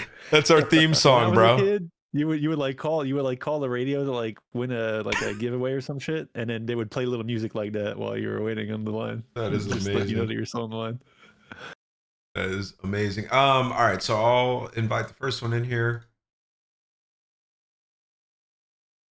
Here, and then I'm gonna drop the link move on into my chat. If you want people in your chat, because I know you're streaming, to join up and ask questions, you can just drop that link to your chat. Wait, And just where's put that it. It's in the chat. I can link it in here. I'll put it in the bubble in here. You see the chat in here as well? at? Yeah. Right there. Trying to pin it in your chat won't work. Unable to pin. Something went wrong. I'll pin it. Should I just link your cord? Yeah, you can just link it, and then they can join the stage, and we'll invite them for questions. All right. Good afternoon. What's How up, y'all Arichi? doing? Doing good. What up, man? Sure. First off, congrats on Champs 04.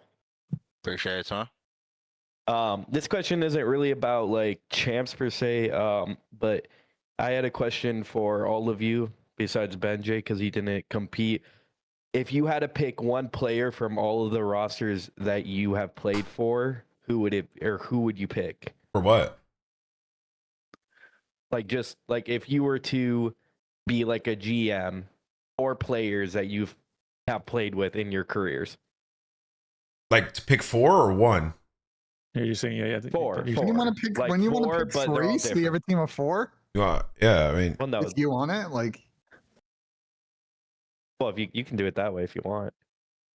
I guess it depends on the game, but yeah, like it depends on the game. Like if it was like if it was like early games like MW2 and like BO2, like I'm picking Rambo, Merc, and who else? BO2, probably like Haggy, like those. But like later on, like Formal for sure, JCap. I don't know. I have a lot of options, bro. I team with a lot of You're people. just like, yeah, I have like 10 players in mind. Yeah, like each game I could pick different players that would be godlike. Formal was fucking insane though. When he first, you did team with four. You did team with four. No, I can't pick that guy. that guy was insane, bro. But I'm giving you a slate of players that I would pick from. I would go Big Timer, JCap, Merc, Scump. Can I pick players I coached? Is that okay? Wait, Yeah, we you just can pick we those just four. grazed him by? Okay. Yeah, no worry. I'm getting to you. I'm just putting you a little lower in the list. You know, it's all right. Don't worry. You dropped my ass. You're into my career. You got to bro. respect here. I got Abuza. I got 04. I got Nep. I got Ants, and I got. Oh, I don't know if I want to put. Do I put Jay on there? He Nah, made my, he gave me some gray. He gave me some gray hairs there with that 2-month period. No, Jay when he retired became godlike at COD. Well, I gotta put Jay then. That's amazing. Twin, what about you, bro? He's just gonna say his team he just won champs with. Yeah. But that you can only I got pick my one. team. What do you mean I can only pick one? Like one from each roster that you've played with. Oh, you didn't say that. Ray, your camera went out, by the way. Oh shit. Okay. I think we lost Ray entirely. yeah, I fear Ray may have Damn. maybe power drop or something. Jay heard that and ripped the cord. Yeah, one No, player from each team. Twin, go Can I do me or no? Or ahead. like, Sure. Yeah, go ahead.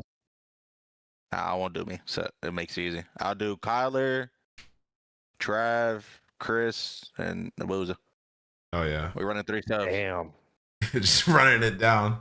All right, That Richie. team winning We everything. blitzing, and I'll coach it down. Blitz or get blitz.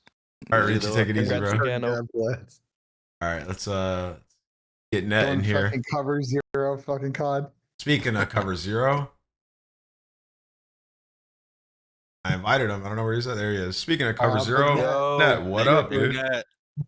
yo, my question is, how come you guys can't beat me in Madden? Here we go. Because it's literally all you play. What? And also, What? It's literally you grind that shit all the time. yeah, Man, I'm out. nice, bro. Congrats. Real quality question there. Great Come in, question. don't even ask a question. Just pump myself and then fucking dip. Like, okay. Like, all right, Okay. dude. Bro. What up, Fucking Swervy? mad at this Yo. one, man.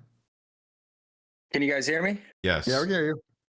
All right, so this is for 04 The Don. First of all, like the other dude said, congrats on winning champs. I know beating the green wall is tough. That's my question. So me, I'm a big sports guy. I played sports all my life. It's a blessing to be able to be like talented at sports. Is it different playing COD when the whole crowd is OPTIC? FAZE has always been a long-standing org. It's FAZE versus OPTIC forever. But how is it when the whole crowd is screaming against you, you still manage to make the right play so aggressive. Does that affect you in any type of way? You know what I mean? Oh, good question. Nah, I wouldn't say it would. I think because I think even like when I used to play football and shit, my school wasn't the biggest, so we was always getting fucking outbooed anyway, or out crowded. Honestly, I think it just gives at least myself and mainly the team just extra motivation to like shut them up, because I think that's definitely the best feeling. Is obviously most of the damn events are fucking OPTIC, so they're always screaming, and then when you make the whole place go quiet is like insane. That's like the best feeling you can do. I feel you on that, bro. That was like what I was thinking, because like with me, like it fuels me. In sports, it fuels like the fuck out of me. Like if someone starts talking and going crazy, I'm just going to play harder. It's going to will me and the team into getting the job done no matter what. And that's my thoughts with like the type of player you are and that forward aggression all the time. To beat a team like OPTIC and the crowd, like kind of part two, like does it fuck with you, the celebration at the end when everybody leaves? Like I'm diehard, been watching all of you guys for 10 years. Let's go. 10 plus years. Ready to run through a wall. I watch Nameless play. No bullshit. And I Fuck watch yeah. Nameless play. He's dog shit. He's dog shit. Whoa! I would fucking I'm slam being you on your so neck, for buddy. real. 04. There's no way that doesn't fuck I'll with gun you, you right now. No, you will not, bro. Nah, I don't. It's more better, to be honest. All right, bro. Hell yeah. Like, fuck that guy. All right, let's bring in Mose. I'll absolutely shit on that guy. That's a great call. Honestly, I really enjoyed that one. Said I watched. That was crazy. He like gassed me. Said I watched 10 years. I watched Nameless play. Eat it. That's Yeah. crazy. Yo, what's That up, was Mose? wild. What's up, dude? What's good? What's good? How we doing? I got a quick question. So every year, there's somebody that's on fraud watch at EWC, right? And all of a sudden, they get a placement they ain't seen all season, right? And then they stick together. Who are you worried about in that sense? I mean, sorry, 04. Of You weren't on team. teams? But it was FAZE first.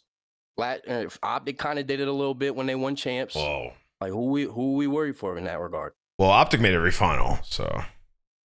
No, they're good. I'm not saying now, but every year there's that one team that goes in the I keep saying EWC, and then they get second, they get first. You know what I'm saying? And then they don't. I don't know if there is one because I would say Mates, but even in Mates for the win EWC, I think they still. It's just FAZE. The only one is just FAZE. I mean, FAZE didn't even place well there at the.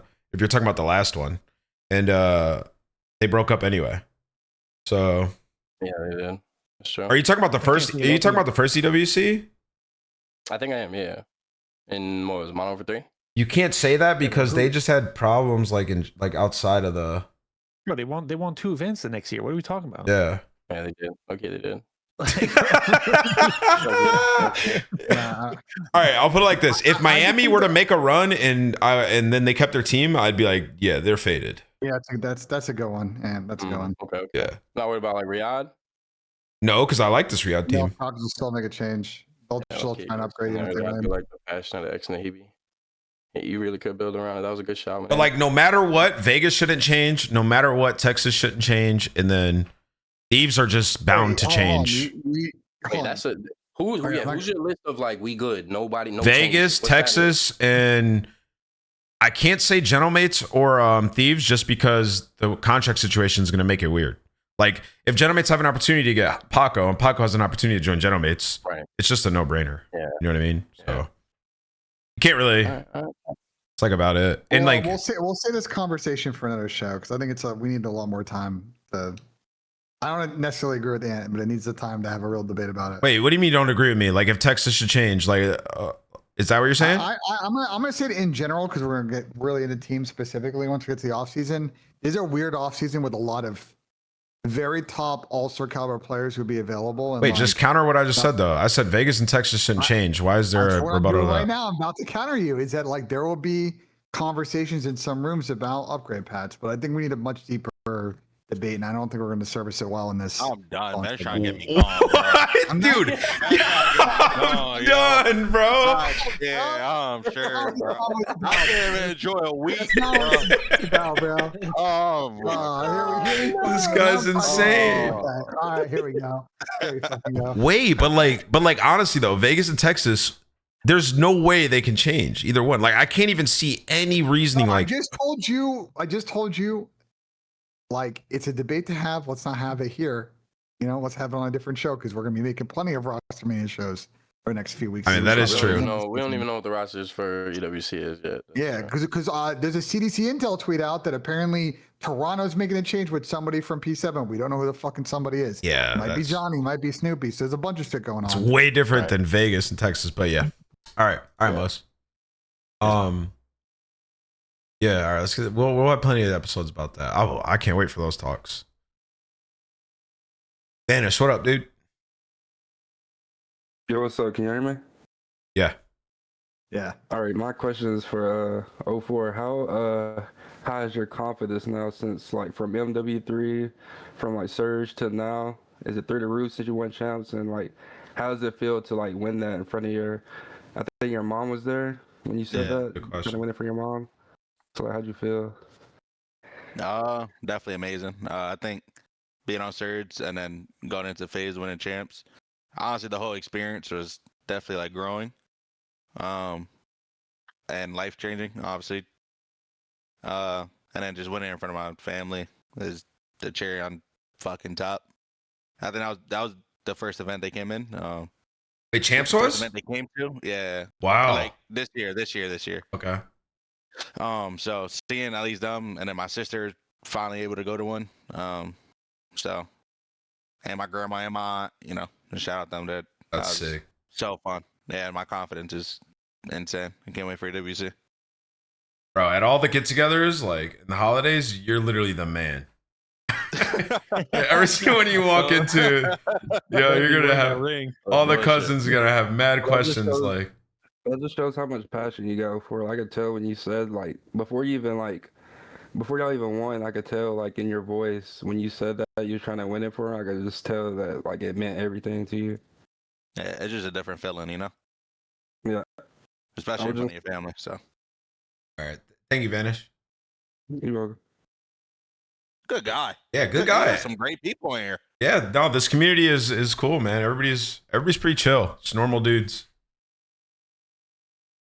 Armac, what's up? Yo, so I have like a kind of like not like a statement, but like so of what happened with the whole Trakes thing. Jerry was on stream last night, and him and Jace, and then Lou Fire, and who's the one getting dropped?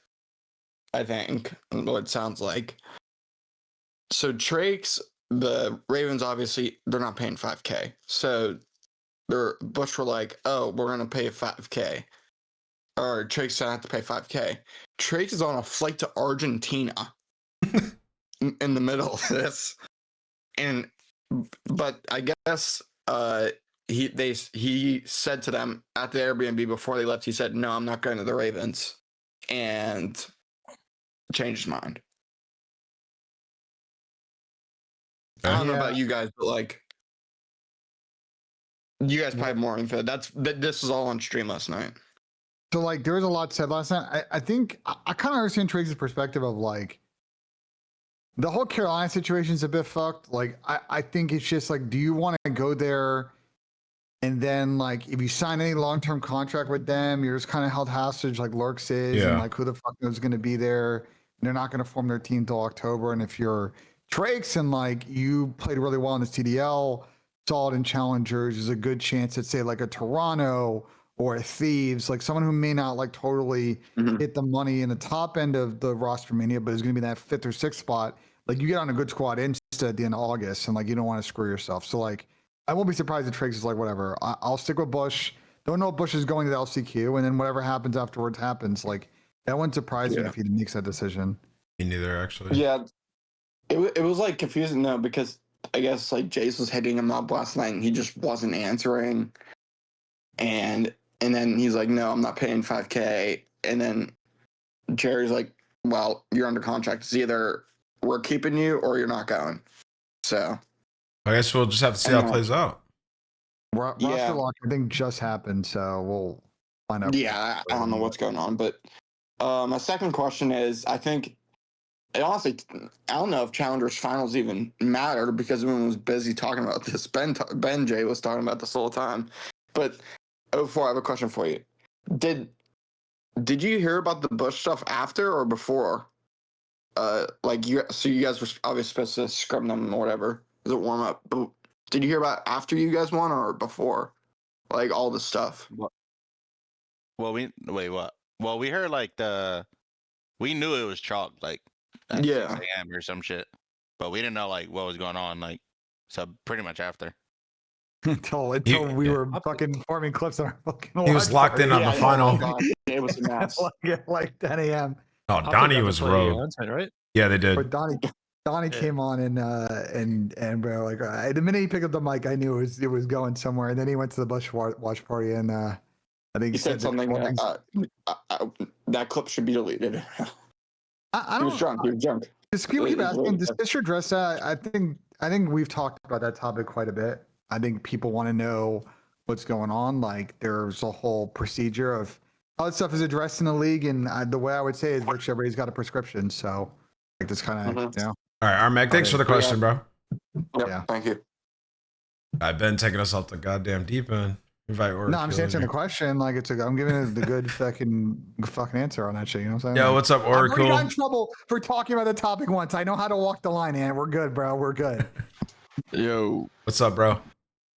I just have one question. Was it ever in preparations 04 for to use the crowd against them? Like, how long did it take? Like, how long did it take for you guys to like talk about using the crowd against them, like fake hopping bombs? Like, well, I talked about it after the winter finals because I'm pretty sure like most of the time they were just kind of playing for it. And then even after Paris, like that was like, I think everyone knew it was obvious, but for me that was like my first time like experiencing that. Like me getting hold out of a 1v3. So like they're just blatantly just playing off the crowd. Well, you have to. I mean, it's just that's how it goes. Are you gonna not check? So hopefully that kind of changed like the whole thing of them doing. It's gonna be mind games. It probably won't. Yeah, it's mind games for sure. But you kind of have to. You gotta like have to. This is what we talked about, right? The whole episode before or after Paris, we talked about it for like an hour. It's like this is gonna be it's a new element in COD where like you have to after that Paris event. Like teams are gonna have to prepare for it when there's a big crowd. Like Paris events, champs, any location. Like if we go to an Anaheim, we're gonna have hella people like that. The dynamic shifts completely, bro. Well, if you really think about the depth of it, it's going to change the positions people play around bombs. Yeah. How they take into counter, like how deep they want to go away from it when they play it, where your position you're going to take. Like I feel like honestly, it's just going to create way more play around the objective because it is going to add the dynamics. So it's kind of turned back into what it used to be. I feel like now 1v1s, at least for the last 4 or 5 years, have been more like I'm really looking for the guy, fuck the bomb. Yeah. I'm just kind of like almost like baiting kind of the objective, but now it's really going to be about going to the objective to actually create that firm bait so that you can make people come out of their spots just playing how the crowd is. I guess. And Ray, now it's one of those things where like you have to start discussing like I need to turn my white noise up more. Like I can't let the crowd affect me at all. Like that's her. Yeah, I don't know to a certain extent. I think I would rather have. I mean, it's a head case to a now. certain extent, depending on the team you're following, I guess. But if you're like Optic, I mean, it's kind of like free info in a way. Like you just got to know how to use it and make sure you're in positions that you can actually use it to your advantage. Can I put on people onto some CS tech? There's things you can take this even farther, which is you can start looking if there are angles to walls, wall bang angles, and you want to try and cheese and see if people are playing in corners. You kind of shoot near it, see if the crowd reacts. There's a lot of BS that the CS players do beyond just the bomb defuse, bomb plant stuff, where you can start to use the crowd for info, and like it's all fair game now. It is what it is. No, 04 on Den, 04 was getting banged through the wall repeatedly, bro. He's flying off the map. Like it's nothing you can do there. That was a movie, bro. Yeah. Big we got to fan work of on that, 04. bro. Thank you guys. No problem. Can I ask you a question? What of all of the like kind of quote unquote champ spots we saw, was there any in particular that like you saw for the first time and you were like, whoa, that's actually like kind of crazy? No, not really. I don't think there's even a lot of spots. I know the one, the raid one Ant did. Yeah, the outside. We thought that was GA'd. So we didn't like. I never like planned on using it, kind of thing. What about the gridlock one? The gridlock one in between the rocks. That was broken. The pocket one. That was the first time I seen that one. That was insane, bro. You talking about the pocket one? Yeah, we're standing at that point. We're not standing at geometry. We're standing on a wall. Nah, yeah, we didn't. Honestly, we didn't know about that one, but that was actually a godlike spot. Are you guys gonna GA the Hacienda spot? That spot is kind of corny. Yeah. Right, yeah, we definitely should. Yeah. Okay. I mean, every spot should be. Is the connector one on gridlock where you can see in a sushi? Is that GA'd? No, it's just line of sight. That's not even getting. Yeah. Can you jump through and then No, I just think any spot where you're on an invisible barrier should just be like GA'd. Yeah. Like even we should just like preface it with like, if you find a spot where you're standing on nothing, bro, like that shit's banned. But anyways, all right, let's get the next question here. Nobody has their hand up. Put your hand up and I'll bring you next. Otherwise, I'm just gonna go in the order you're at the bottom. I invite. Put his hand up. Yeah, I invited Joe Burrow. Yeah, you didn't have his hand up. Joe Burrow. Right. Untold was the first guy to put his hand up. All right, I invited Untold. All right, Untold's not ready either. Yo, there he is. What up, Untold? Hey, how you guys doing? Good. What's up, man? I just want to congratulate 04 just from that champs performance, man. You guys went off. Thank you.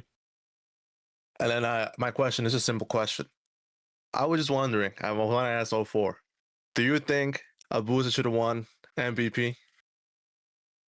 I think they both had their own, like, I don't know, like. You can't answer that. Come on. You can't. Ask that to us. We'll tell you. Yeah, we could tell you. They were both MVP candidates. So I think they were both 50-50, bro. It's kind of like the situation that reminds me of is the Clay / Crimsix in the 2009 team when we won. Yeah. Like it was really, really just kind of like a fine line between the two. But yeah, I think Abuza had every right to win that just as much as SIMP did. Here's the discussion that like we had, which we're not the only people who vote, but the discussion we had was kind of, if it was finals MVP, Abuza would have like definitely won for sure. But it was its whole tournament MVP. And okay, yeah. And the biggest thing was the stream's lagging as well. Sorry if you're dropping frames. The biggest thing is Simp's S&D was ridiculous all weekend.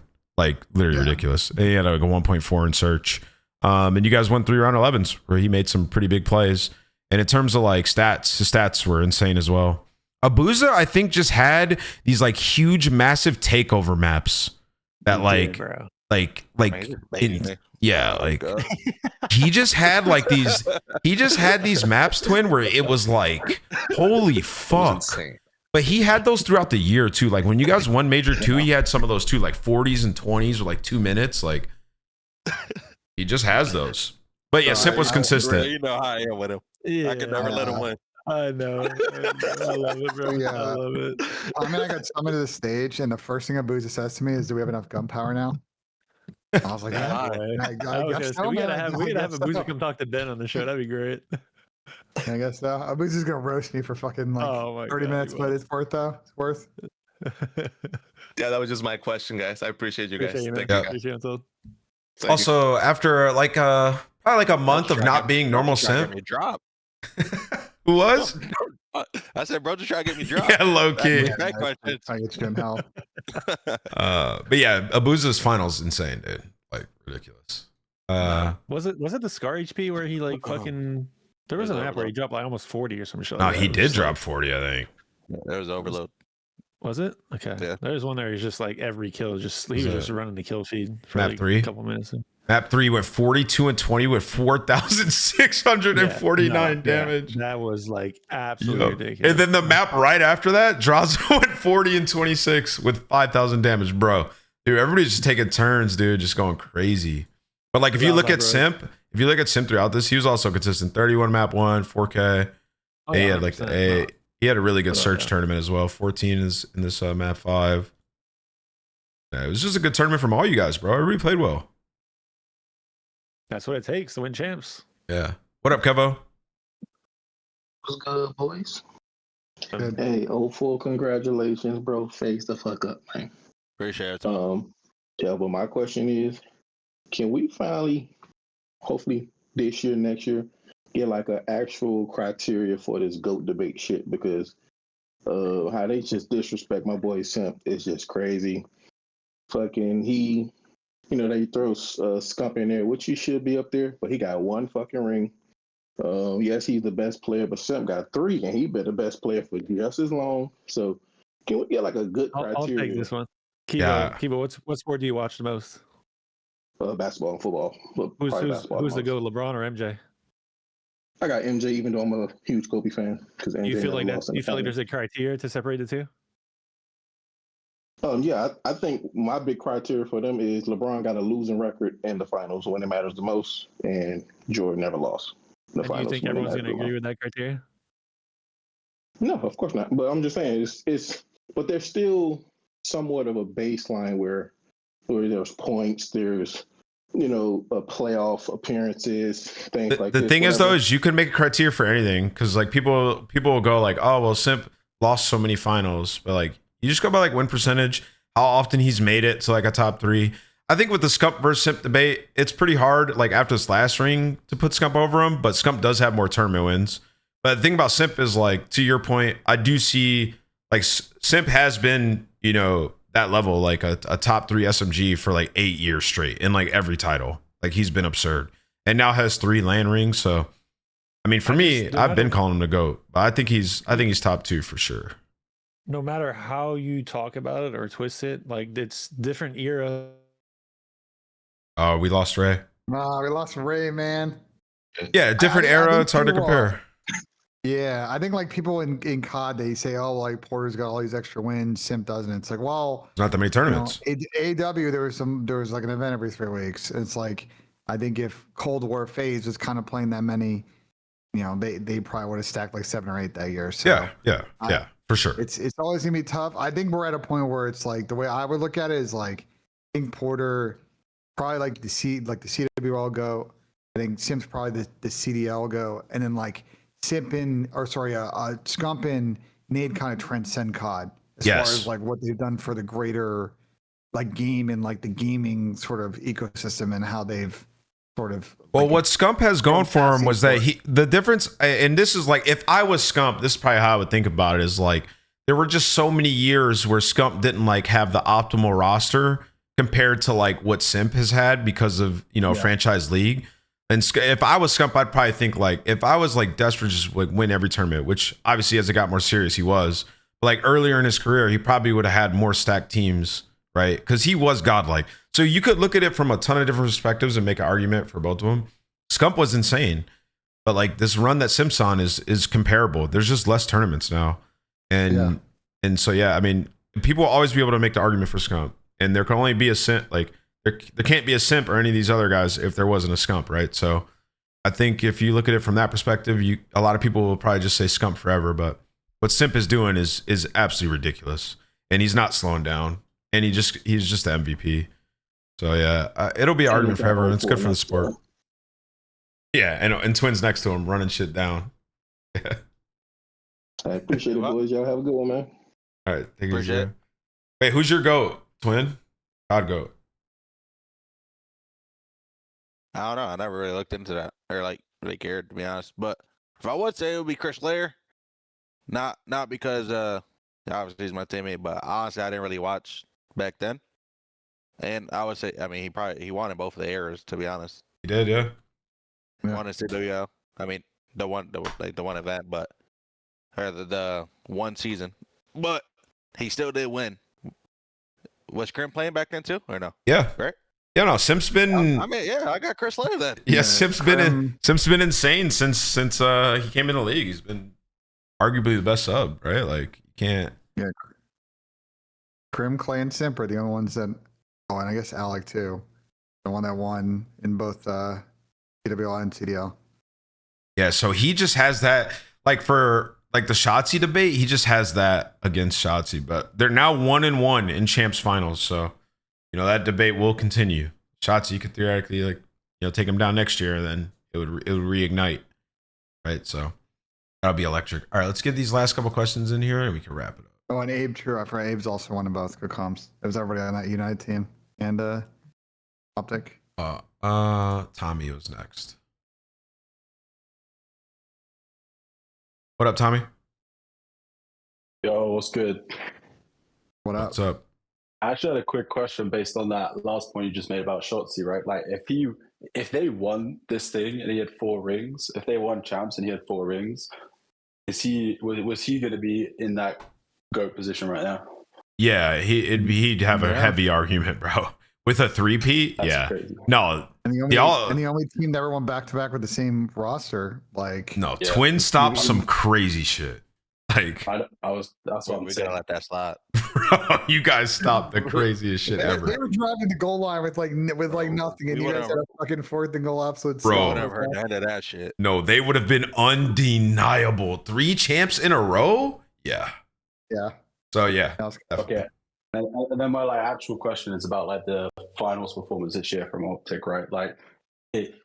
I think before it's been okay, Hook had a little bit on him, okay, a bit worse in finals, but this year it's been so clear. The stats are crazy with the 3 and 12, like you were saying, SMD, everything. When I'm watching the finals, it's not based on the game or the meta. It's literally silly, dumb mistakes that they're just over challenge, jumping in water. What do you think? Do you think that's an issue that can be fixed by coaching, players, mentality? Why was that such a big thing this year? They're just breaking in the final rounds, point blank. That's just. I mean, think about their final. Think about major. Go all the way back to major 1, and think about some of the rounds that they lost, where it's the back green. Exactly. Yeah, they've just had some blunders in these rounds, or when Hook took Buddy hostage, that should have been a nasty 1v3. And he threw an 8. There's just these unfortunate moments that don't happen in their normal matches. So, I mean, they just had to have a team talk. We got to chill out. When it gets to the final couple rounds, and you could see it, bro, in their gameplay. We just watched it all back in round 9 or 10 or even 11 in all these games. They did something that was pretty either getting the bomb down instantly and just sitting back, or slow playing it from their spawn, right? So they're talking about yo, take this shit slow. Let's do the simple play. They're not taking crazy risk in the final rounds. They're just breaking in the end of these situations. That's literally all it is. Yeah. All right. Appreciate it. I don't know. Hold on. Let's go 04's take. 04. What are your thoughts on from Optic's perspective when you watch it back? He's running Optic. I don't know if I can answer. I can't give out sauce, huh? Ask him after I can't help him. I All right, help him. I hope they make a change. Fair enough, dude. Yeah. What about you though? Because you've been you don't want to say that Optic shouldn't make a change. I think you're waiting for EWC, but do you think actually a change could help that if it's for one of the big hitters or the big mentality guys? I think the problem with Optic is the way their team is kind of set up is Kyler does a significant heavy lifting in comms relative to a player in any other team system. And if it's want to upgrade Kyler because he's got this bad record on Sundays that keeps playing out, well, all of a sudden everybody else is going to have to pick up that communication slack. And it's I also think though, they're on these Sundays, I don't know if it's a communication thing or what, but they're just not bro, these round 11s just pretty much came on them not playing as a team and getting clutched on. It's I don't know. I don't really think they should make a roster change. No. It's only going to be a sideways move that's going to introduce other issues they're going to have to solve next year. They have no problem getting kills. They have a big problem with closing out in search. That's why, unfortunately, we have 1 win so far in the season. They just have to have a talk. We're in a 4v2. Twins going to try to blitz. Everybody get your gun up, bro. Straight up. Everyone knows I'm coming, bro.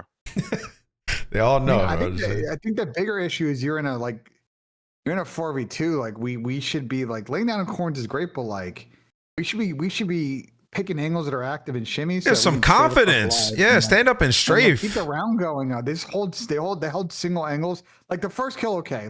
You're not sliding out. Gets fucking wrecked. Yeah. Kyler's just sitting there in a Berg angle, and we already know what happens when people pre-aim that fucking tree. Yeah, you're not sliding out on me. I'm challenging, bro. I'll die on my sword. If you gun me out of that, he should be standing up pre-aiming the Doge, bro. You just let him slide out. But all right, yo. All right, Frosted. We got 2 more questions. What if Big Raymond's back? Yeah, I don't know. Is he in here? Oh, yeah, he is. Let me invite him. Denny, what up, man? What's going on, guys? Wait, is Tommy still in here? Is he the last question? Hold on, Denny. Tommy. Yeah, my bad. Wait, were you the last question? Yeah, I was the last one. Yeah. Oh, all right. Ray, I join think it was up. Frosted. I think you talked to Tommy. Oh, Frosted left. Oh shit, my bad. We had 2 people in here the whole time. All right, Frosted, do you have a question? Yeah, hey, what's going on, you guys? What's up? Hey, so my question is, what is your top 3 worst super teams in both the CWL and in the CDL? Worst super teams? Worst. Yes. In both the CWL and in the CDL. Well, I'll throw RIYADH, I guess, if you consider them a super team. 3 world champs. Nah, I mean, super teams that like totally underwhelmed. Well, Thieves are kind of trending in that direction, so yeah. Like, do any super teams just win like fucking 0 events? Trying to think. That's a hard question. Like, Oh, even the World War II, OPTIC like, OPTIC Advanced World won War an event. II, but that wasn't really a super team. They won the event though, didn't they? Like that year. Oh, they were ass, bro. Octane's they OPTIC were was mid, ass. but they well, Octane's OPTIC wasn't a fucking. Would we consider that a super team when they clearly had fucking too many ARs? I don't know. I'd have to go back and look, bro. I've watched way too much COD. OGLA is a good shout, but like, Yeah. we also. Oh, Surge. Surge year 1. Okay, but that was another. Dude, it was so funny. We were sitting in this team speak when those teams got announced, and I'm talking with the pimp, and I'm like, bro, like that Surge team is gonna be the world's worst in S&D, bro. Yeah, that They team got was a supposed to be godlike good, though. respawn team, and their S&D is gonna be horrific. And OGLA was also What was an their easy Surge read of team? like no chem. The 'cause, Surge like, team was so. Remember, these are at the height of all their careers. It was Slacked, Enable, Apathy, Karma, and Octane, bro. I mean, that team was fucking stacked, bro, and they were pissed. Like they literally could not win. Like, actually, bro, they were so bad. Like that literally ended like all their careers. Well, hold on, no, hold on. They could the way they lost that year, they were like okay in scrims, but every match they played went to game 5 and they just lost to fucking S&D. Like they were actually holding their own and respawning against people, and they could not win a fucking S&D to save their lives. Yeah, I that mean, literally is the reason that team blew up. Bro, Twin, listen. OGLA, the problem with OGLA was like pairing Dashy and Cap was never gonna fucking work in Austin. That was a ticking fucking time bomb. Bro, let me give Twin some lore. Bro, it's the only team in the history of the CDO that benched a player for Search and Destroy specific. Enable was so bad at S&D, it's my dog. But he's so bad at Search that they benched him and brought in Pander for an S&D, bro. That's how like they were. And then brought him back? Yeah, like he only came in for Search. That's insane. I didn't think They did that in one series. They did it in like one series. Yeah, but that's the depths that they got. Was that bad. That is Nobody didn't know was that bad. That is insane. I think to answer the question, like there were a lot of teams. The first years of the CDL, there were a lot of teams that got made that made no sense on paper. Like they're teams that just like either like players were going to clash and it was never going to work, or like there were clear game or role issues. And like, then what a lot of teams did is they'd pick up a substitute player who was like a main AR player. And it's like, well, now if it's a sub player, you want to drop GGs because like now you have too many R's in our team. Bro, From the OGLA had. So, Sam was getting literally like he was getting, you guys are getting paid so much money to just get slammed. Bro, the contracts year 1 of CDL were absurd, bro. You had like Wuskin and Scrab making like 400 racks. Yeah, because these orgs didn't have anybody to get advice, and they were getting swindled by fucking players vouching for their fucking friends, and they had no one to call them out on their fucking bullshit. Twin. On the friendship fees that was going on. Or Pat played, I think, 1 event and had a guaranteed contract for the whole year. Wow. Wait, was that LAG? Yeah, bro. He literally finessed. That's fucking insane. Bro, he finessed so hard they didn't even scrim in the beginning of the game because they thought the game was gonna get fucking updated. I can almost anybody on planet Earth would have been like, "Well, still fucking play. You got to learn the timings. You got to learn the mechanics of the game." Nah, we're good. We won't scrim for a month and a half.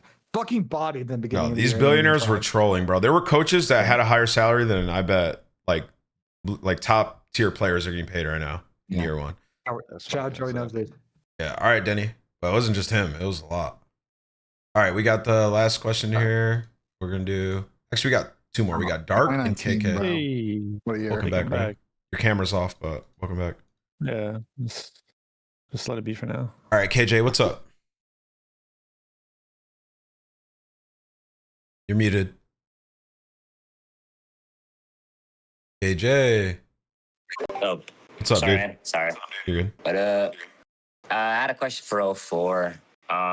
What was it? I was wondering if like what happened when SHOTZZY Ninja defused you on Den, or you guys, what was going through your minds then? I can't lie, we blacked out. We didn't think he was gonna hop that shit. And then I went in swinging with my knife and shit, and I missed the knife. And I think he defused it. Damn, yeah. I think if I would have hit with the knife, he would have got gone. Like we would have won. But you know, it's a good play. Can't hate. Yeah, it was. We didn't get no crowd cheese for that, but you know, it happens. And that was it for me. All right, thanks, man. All right, final question. We got our boy Dark. You know, do you think people in the crowd are actually going like shh to each other? No, Is that what they are. doing Yeah. yeah. So you know, like football, where it's like when their team goes out on offense and they're quiet. I was looking over. There was this guy with like a big ass optic towel, and like when FAZE was like trying to set some up, like the crowd would start going insane, and he would start like waving it when like the next round would start, or like Optic were in like a good situation, like for them to quiet down. No, I mean that's live sports. That's how it goes. Nah, yeah, I know. Yeah. Yo, what's up, Dark? What's good, everybody? So my question is, are like super teams dead? Like we saw with FAZE or like LAT, they didn't perform that good at champs. and no like this to like FAZE, but like they were in like top 14 going into like this year, but they still won champs somehow. I mean, they were a super team though. You don't think this FAZE roster was a top 4 roster going into the season? I mean, who were the 4 you would have had in front of them? Surge made every final basically. Like, guys are insane. And Dryzen the PIM won fucking multiple events. So I thought like Falcons were better than FAZE. on Mars, then it's not good though. Yeah, I mean, super team's definitely not dead, but all right, here, let's not troll the question because it's actually like a good question from the perspective of like the makeup of a roster is more important than just having like good individual players. So like when a lot of people coming into the year looked at this current FAZE roster and thought like there's no way they could be better than the trio. And that's not a crazy thought process to have, like looking at it. But when after you see a full season and you reflect on like the year, like the makeup of the team is just so good. You picked up 2 players who are like super young and hungry, who had been to a lot of finals, that have like a brand new perspective on the game because 04 obviously just went pro, right? So like he was born and molded by this era of Call of Duty. So like his perspective and the way he plays hardpoint, FAZE have had a hardpoint problem for as long as I can remember. And when I say hardpoint problem, that's in relative to like the top teams. Typically the top teams are like really good at that game mode. And FAZE got by like winning all their S&Ds. Well, since picking up Twin and Abuza, this is the best year of hardpoint I've ever seen from a FAZE team in years. And I think you can attribute that a lot to that duo, right? And last year, and their hardpoint being so insane, and probably a lot because they were brought in this era. So I think the makeup of a team, kind of how you choose like what your identity to be, is more important than, and obviously like fitting the identity with like the right players is like more important than just getting 4 insane players. Like it's way more important. And you could see that with this team. You could see that with Thieves. Same shit. This is why I said in the beginning of the year, I saw that Falcon team. I'm like, I don't know, and I don't know. I think AG is the first one getting dropped. Yeah, I mean, yeah. Some issues, and what do you know what happened? I think GMs are starting to realize like you gotta. You're chasing skill. You gotta know how certain players react with certain players. With your coaching staff, are they gonna buy in? And you got to find that balance of trying to stack talent and also trying to have a team that's just going to be a unit. And I think the FAZE guys, before what you guys did really well in the offseason was like you guys put together a collection of people that are all going to work hard and hold each other accountable. And there's going to be peaks and valleys. You're going to push you guys along with the express goal of being your best selves at champs. And obviously that paid out. You guys made every Sunday, but in one event coming to champs, but you guys end up winning the whole thing at the end. Yeah. Prime example. It's just, yeah. I mean, go ahead, 04. Well, I was gonna say, I think, I don't know who said it. I don't know if it was and or rare. But I think it's just like the personalities, like you have what the players. 'Cause I feel like every team's gonna go through like a little stint or whatever. But I feel like if everyone has like insane ego, like you're not gonna get over the stint. And I can't lie, Dark, Twin, you just made me leave my setup. I can't lie. Over Falcons? Over us, Twin? I mean, on paper, Shit. You made me leave my setup. I'm not even trolling. Yeah, that was wild, bro. That's actually kind of wild. But I think what was your question? He was saying like the super teams. He was thinking you guys on paper weren't exactly as crazy of a super team, and from one angle you can kind of see that coming from the trio, but we're as you just heard, we're kind of explaining like the makeup of the team and the mentalities is much more important than just having 4 insane players. Yeah, like I said, everyone, like compared to like the trio, like this team isn't like as like expected to dominate. You know what I mean? Well, what do you just say? Just because our names, we don't have the. No, compared to the trio, like last trio, like the last team, FaZe team, yeah. Yeah, but what do you say? Just because of accolades? Yeah. Okay. I mean, look, this is kind of how it goes though. Like there has to one with like a good team, there has to be a baseline of like, okay, these guys are talented, which they all have had. But I mean, you would be, if we're being honest here, like Twin, you definitely took a big step this year in terms of your individual play. Like you were good as hell last year, but bro, you were like 1.5 years into your career. So you couple that with like they made a roster of like solid roster baseline of like really good talent that would work hard. And then their 2 young guys, Abuza and 04, took a huge step. You know what I mean? So that's just good management by FaZe. Like that's just it's not really a gamble because they made every final, but it's like you're still banking on these guys getting better and trusting like the vets, which I mean that just all happened. It all became insane. But all right, Dark, appreciate you, bro. Appreciate it. All right. Yeah, I'm not I dad threw my headset and walked off. when you said that. I don't blame you. It was kind of crazy. Ray's not gonna be able to make it back, so we'll do this last one from Leroy since he did put his hand up, and then we'll end this episode. One final question, Leroy. What's up? Oh, what's up, Leroy? How we doing? Hey, boys, how you doing? So my question is, if OPTIC in a hypothetical situation were to disband, split, go different ways, and this might be good for 04 being in back-to-back champion or champs grand finals. Is it more important to have that chemistry between the team, or do you think one of these OPTIC players can go into another system and repeat that winning formula that they have? With 04 being at, champs 2 years in a row with 2 different teams, grand finals. Like, is it more of just the formula of the team? Obviously, they're all insane players. But is it the chemistry that you built over the year? Does it not really even matter? It definitely matters.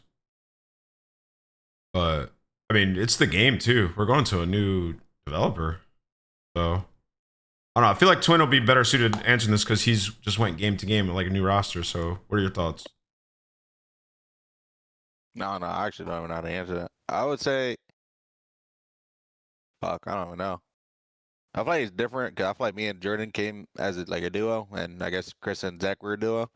So I guess we both had like both of us had like 2 ways of playing. And I think if you just put like 4, I don't know. I guess you could say the same thing with like 4 different individuals. Good. I don't know how to answer the question, so I can't lie. Yeah, it's just all like it's there's so many elements like game dependent. Also, like what's your system gonna be like if they're playing the same role? Like it all changes because like kind of what you're saying is like if OPTIC picked up a new player, like how detrimental that would be to like their chemistry. Is that what you're asking? Or like if that player so was like if somewhere OPTIC picked up a new player, they'd obviously have that team formula. If it was just one change, but if SHOTZZY went to another team, just obviously he's not. But if a player like SHOTZZY would go to another team that was having success over a repeated course, and even if like SIMP left, like could he repeat that winning formula in a completely new environment, or is it just kind of the chemistry that you built up? Even though they had 2 duos come together and then just ball out. I mean, it just all depends on if that team can figure it out. Like with SHOTZZY, you kind of play around them. I mean, there's just way too many variables to that question. I can't give a good answer to that. That's fair. Unless, Ben, do you want to answer that, or you good? No, we kind of talked about this a bunch. Like, I don't. It's so situational, but like I kind of see where you're going with it, but I think we've already kind of covered the topic. All right, Leroy, appreciate you. Oh, sure, appreciate it. Well, all right, bro, Javon, thank you for coming on, bro, and congrats. Appreciate it. Guy loves it, man. Fucking unit, dude. Good luck at EWC. Take a couple of days off, enjoy yourself. And when does scrims start back up? We're gonna start Sunday. So what you got? How long until then? What's today? Wednesday? Dang. Yeah. Couple of days off. All right. Yeah. Mind it. Take that. Yeah, I mean, EWC is a big one. What's the prize pool there, Ben? Do you know? Couple mil? It's like 1.8. Yeah, it's slightly under champ. So Javon knew instantly. All right, well, he's locked. Yeah, come on, I'm only talking about money, what? All right, well, go get that bag, man. Congrats once again. Appreciate you as well, Ben. We lost Ray this episode, guys, but it was a great one. Chatting with Ray about it. We'll try to figure out his stuff for next episode. Until next time, leave a like. We'll catch you guys next episode for EWC.